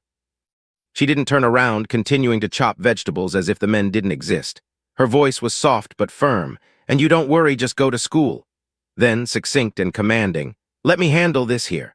In the small kitchen, her back was like a solid wall, strong enough to block both storms and threats. He stood frozen, lips pressed tight, his gaze hidden beneath his messy hair. No retort, none of the usual stubbornness, just a heavy silence. His heart clenched at her words, because he knew the back shielding him had been bearing it all alone for far too long. Choi Boksu smirked, reaching into his vest, not to adjust it, but to pull out a thin, gleaming knife freshly sharpened. "Don't jump to conclusions," he said, his tone still teasing but his eyes icy. "After 2 months of waiting, our patience has run out." The glint of the blade was the clearest warning. Today they weren't here to talk. Choi Boksu slammed the knife into the table, the blade sinking in with a chilling asterisk thunk asterisk. He threw his head back and laughed, as if offering a generous opportunity. "If you sell the building now, you'll still keep some of the money." Then, lowering his voice, he drawled each word like poison. "The interest is already included. Sounds fair, doesn't it?" The offer was an ultimatum, and the knife was the final punctuation. She didn't need to step forward or raise her voice. With one swift motion, she swung her knife, the sharp blade cutting through the air like a warning. "Who'd be stupid enough to sell this building for half its value?" Her voice was steely, each word hitting the thugs straight on. "You'd better go back and learn how to calculate interest, then come back later." No other weapon was needed. The kitchen knife in her hand was enough to make anyone think twice. Outside Bauman's soup, under the transparent awning, the old man muttered through gritted teeth, "Those bastards!" No need to look to know he'd heard everything. And perhaps what was simmering in his heart right now was more dangerous than the men with knives inside. He stood silently in front of the shop, the cold blue light casting over his expressionless face. Each breath came out like smoke, slow but heavy. The skateboard still hung at his side, but the gaze beneath his unkempt hair had changed. No longer that of a student heading to school, but of someone preparing to do something irreversible. He lived in Wangchenggu, a redevelopment zone where old and new clashed for every inch of land. The old alleys, tarp-covered stalls, stacked cardboard boxes, all reflected a life of struggle but resilience. In this seemingly forgotten place, Bamun's soup was the only thing that still held warmth, and for him it wasn't just home, it was something no one was allowed to touch. Due to the conflict between the Chunggu and Oseong factions, this area had gradually been abandoned, dragged into a power struggle the residents never wanted. He skated through the empty streets like a ghost, belonging to a place the city had forgotten. But for him, this wasn't a dead zone. It was a place no one was allowed to trample on with greed. Living here wasn't easy, as the gangs in the area didn't care about the law. They operated by the law of the jungle, laughing at the fear of the residents, and using their fists to seize control of every house, every inch of land. And at the center of this chaos were people like Choi Boksu, smirking as if the entire district was his personal backyard. Wangchinggu, a neglected redevelopment zone, now the perfect hideout for Aunt Nana. Despite her bruised face, Aunt Seo Youngsok kept working as usual, her voice icy as she ordered the boy to clean the tables. As soon as he stepped inside, he froze at the sight of her bruised face. Fury surged within him. The old regular sitting nearby sighed softly, recounting what had happened. The Yaburi gang had come here in broad daylight. Hearing that, his expression darkened. Every feature tightened with anger. Those bastards were forcing them to sell their home. She immediately cut him off. Without letting him get involved, she ordered firmly, "Put the bag down, eat." Without arguing, he silently turned around and walked toward the kitchen, still clutching the skateboard in his hand. The backpack was thrown hard into the corner of the wall. The wave of anger had yet to subside. He slumped onto the chair, holding his head in frustration. Damn it, why did this happen? Amidst countless thoughts, an image emerged clearly: Aunt Youngsok, his father's closest friend. She was once a renowned medical professor, but to protect the orphaned boy, she gave up everything to flee with him. Now that woman had to stand in the cramped kitchen, enduring the smell of broth and the unappetizing sundae soaked in vinegar. In the dark room filled with wires and screens, he was no longer an ordinary student. He began to compare. If an average person was 1, a celebrity was 10, but Chunggu was something far beyond human limits. A decisive keystroke. He had uncovered a terrifying number. Chunggu was 1,000 times, and that meant unforgivable. A strange message suddenly appeared, catching his attention.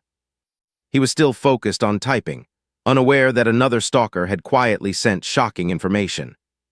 Jang Juhak, the CEO of Chunggu, was bringing Miho, the leader of the LAYD group, along as his right-hand man. He suppressed his shock, cold sweat beating on his temples. Chunggu is 10 times the top star. Those words hit him like a sledgehammer. The next morning, the sky was clear, but a strange encounter unexpectedly took place. 2 unfamiliar men approached, calling him Gray. The man in the green shirt sat confidently behind the desk, holding a stack of documents. He feigned surprise, but his eyes betrayed satisfaction at discovering Gray's true value. Before he could resist, Gray suddenly took a devastating punch to the stomach. The shock came as quickly as he was dragged into a game he didn't fully understand. Dragged to the waiting black car, Gray was no longer an invisible boy. He was now the real target of some dirty scheme. Thrown into the car, Gray curled up, clutching his head. In his daze, a phrase echoed in his mind, 1,000 times. Sitting silently before the interrogator, Gray realized he was just bait. Head bowed in silence, his pink shirt wrinkled, he couldn't hide the rising hatred. The investigator slammed a stack of photos on the table, his cold gaze piercing through. "Tell the truth, kid. Where did you get these pictures?" Gray remained silent, but his eyes betrayed his turmoil. The man smirked faintly. "Ah, you want revenge for your father, don't you?" He quickly dug into the past. "You're the leftover kid after betraying Haejeong Jingu, the senior researcher who once worked for Chunggu, right?" Gray lowered his head, a faint smirk on his lips, silent but full of implications. The investigator clenched his fist, teeth grinding. "Are you laughing?" The man angrily slapped Gray's head, the sound echoing like it shattered the silence in the room. Under the cold stares of many, the anger continued to erupt. He roared, relentlessly questioning the source of the photo. The next blow sent him flying off the chair, slamming onto the cold floor. He still didn't stop. He lay sprawled on the tiled floor, blood trickling from his lip, but a mocking laugh still softly rang out, silencing the room. Despite his injuries, He raised his head, a provocative smile on his face. His voice dripping with sarcasm, he mocked the man who had just beaten him as a rotten old man desperate for money. While everyone was still busy talking, an urgent message suddenly arrived. The man in the blue shirt stood still, his eyes hardening. A crisis had just erupted amidst the chaos. His expression shifted with suspicion. Whether out of worry or anger, he spoke carelessly, but his eyes began to dart around. Without hesitation, he coldly ordered, "Bring the hammer," a simple command that instantly froze the air. This was no longer an interrogation. Now he sat on the victim, raising the hammer and growling like a beast. "Want me to knock all your teeth out?" But just then a frantic call rang out. The man behind him shouted, "Sir, a Code 1 emergency," shaking the entire room. After ordering Gray to be gagged and thrown into the holding cell, he still hadn't quelled his rage, the peak of his despicable power. Gray was kicked into the dark room without explanation. He smirked sinisterly, tossing out a warning like throwing trash. In the cold darkness, Gray opened his eyes. Beside him were two others, also tied and gagged. He began to realize he wasn't the only victim. Memories surfaced. His father, who had once exposed Chungu with naive faith in justice, ended up dead along with his mother. The accident was fabricated as a mishap, but Gray knew better. It was the price of truth in a world full of lies and rotten power. Bound tightly, he could only bow his head in the darkness, helpless to the point of despair. Just because he wasn't strong enough, he could do nothing but endure the humiliation. No matter how big the secret he held, before oppressive power it became meaningless. His clenched hands could only tremble in silence. A small sound made the two others look up. A strange young man appeared in the room, suddenly tensing the atmosphere. A shout came from outside. "Raid!" Chaos erupted, followed by screams and intense gunfire. "You lunatic, what are you doing here?" a crazed voice shouted. "Die!" Everything signaled the impending storm of fury. In the dark room, the three hostages looked up at the chaotic sounds outside, their eyes filled with confusion and fear.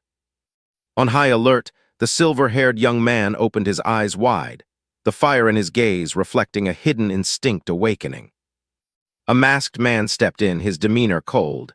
He swung a sword in front of them. "Cut the ropes and everyone can leave." He turned his head, his sharp eyes locking onto the young man. "We've never met, remember that." The light shone on the dagger stuck in the floor, surrounded by three bleeding hostages. An opportunity was given, but the price behind it remained unclear. The three rushed out of the room filled with corpses in panic, blood everywhere as evidence of a massacre. Meanwhile, the masked man stood silently, his cold eyes unwavering. The silver-haired young man turned his head, his eyes thoughtful. Beneath the messy hair was a face not of fear, but of chilling calmness. Before him were the bodies of those who had just tortured him. Surrounded by blood and bullets, what sent shivers down his spine was the silent question: did one person do all this? After escaping, he returned to a small diner. Though his body was battered, his steps were more decisive than ever. The door opened, the bell ringing like a signal of a new beginning. His aunt was stunned to see him in such a pitiful state, but he didn't answer. After all, what he needed now was a moment of calm before the next storm. Haejeong's aunt rushed over in panic, her eyes filled with worry as she saw her nephew covered in wounds. But Haejeong raised his hand to reassure her. "I'm fine, it's nothing serious." Haejeong smiled brightly to reassure her, though his bruised face was heartbreaking. "I'm okay, Auntie, don't worry." Not wanting his aunt to see him weak, Haejeong quickly turned away, walking into the kitchen with a firm demeanor. His aunt stood silently, speechless. The slanting light made her expression even more doubtful and anxious. The door slammed shut. Alone in the storage room, Haejeong sat down, his hands trembling. Now the strong facade crumbled, leaving only a young man wounded in body and spirit. In the dark room, Haejeong leaned back, his mind swirling with questions. Who was that guy? From Oseong, or a new force that had just stepped in? He killed everyone with just a dagger. Even the armed men didn't escape. The enemy was Chungu, yet he acted as if it was nothing. Haejeong rummaged through the drawer, gripping a small object. Only one thought remained in his mind. Who sent him here? Or did he have a personal grudge against Chungu? In the dim light, a row of USB drives appeared. The answer might be right inside. In the past, he had been humiliated and looked down upon, labeled as the traitorous son, the useless one who had abandoned his loyalty to Haejeong Jingu. When he plugged the red USB into the computer, an angry roar erupted as if from the past. The man shouted, asking where he had gotten it. Even with countless classified corporate files, media manipulation playbooks, shareholder structures, boardroom cabals, everything became meaningless without power. In the dark room, the cold light from the screen illuminated his determined eyes. He whispered to himself, "I need power." A tsunami of encrypted files appeared before him. He knew he couldn't grasp it all just by glancing. To change the game, he needed more than intelligence. Alone in the dark room, Haejeong worked diligently by the row of monitors, the cold blue glow reflecting on his impassive face, his hands never stopping on the keyboard. At Jingu's office, panic erupted as the central systems blared alerts. A Code 1 emergency had just been declared. The file marked as Emergency Case 1 was Jingu's internal electronic report, something that absolutely must not leak out. Haejeong stared at the screen, his eyes wide open. In his hand was the security protocol file, the key to their true hideout.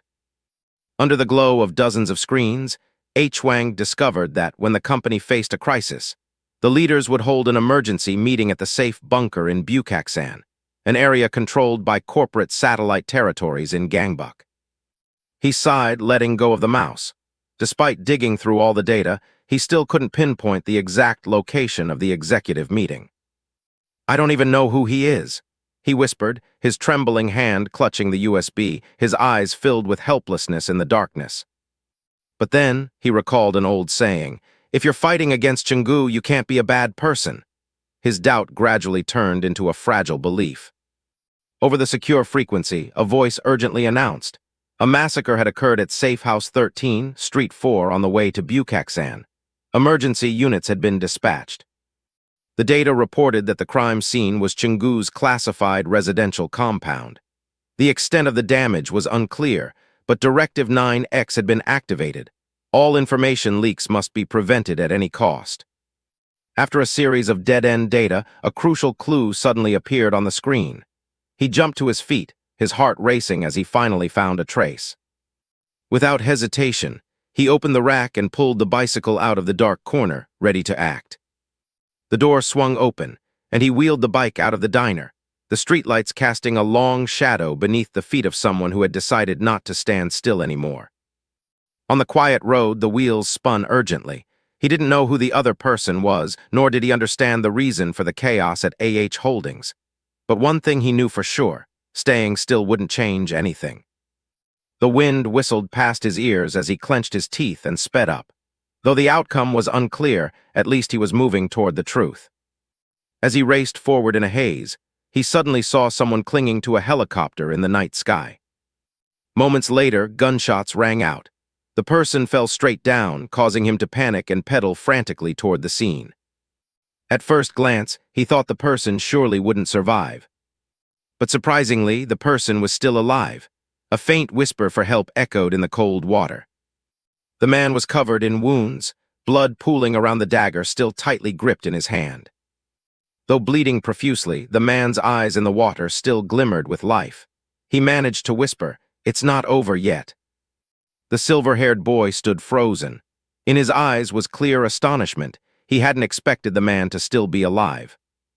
Without hesitation, he carried the injured man back to the familiar diner, shouting loudly for his relative, "Auntie, Auntie."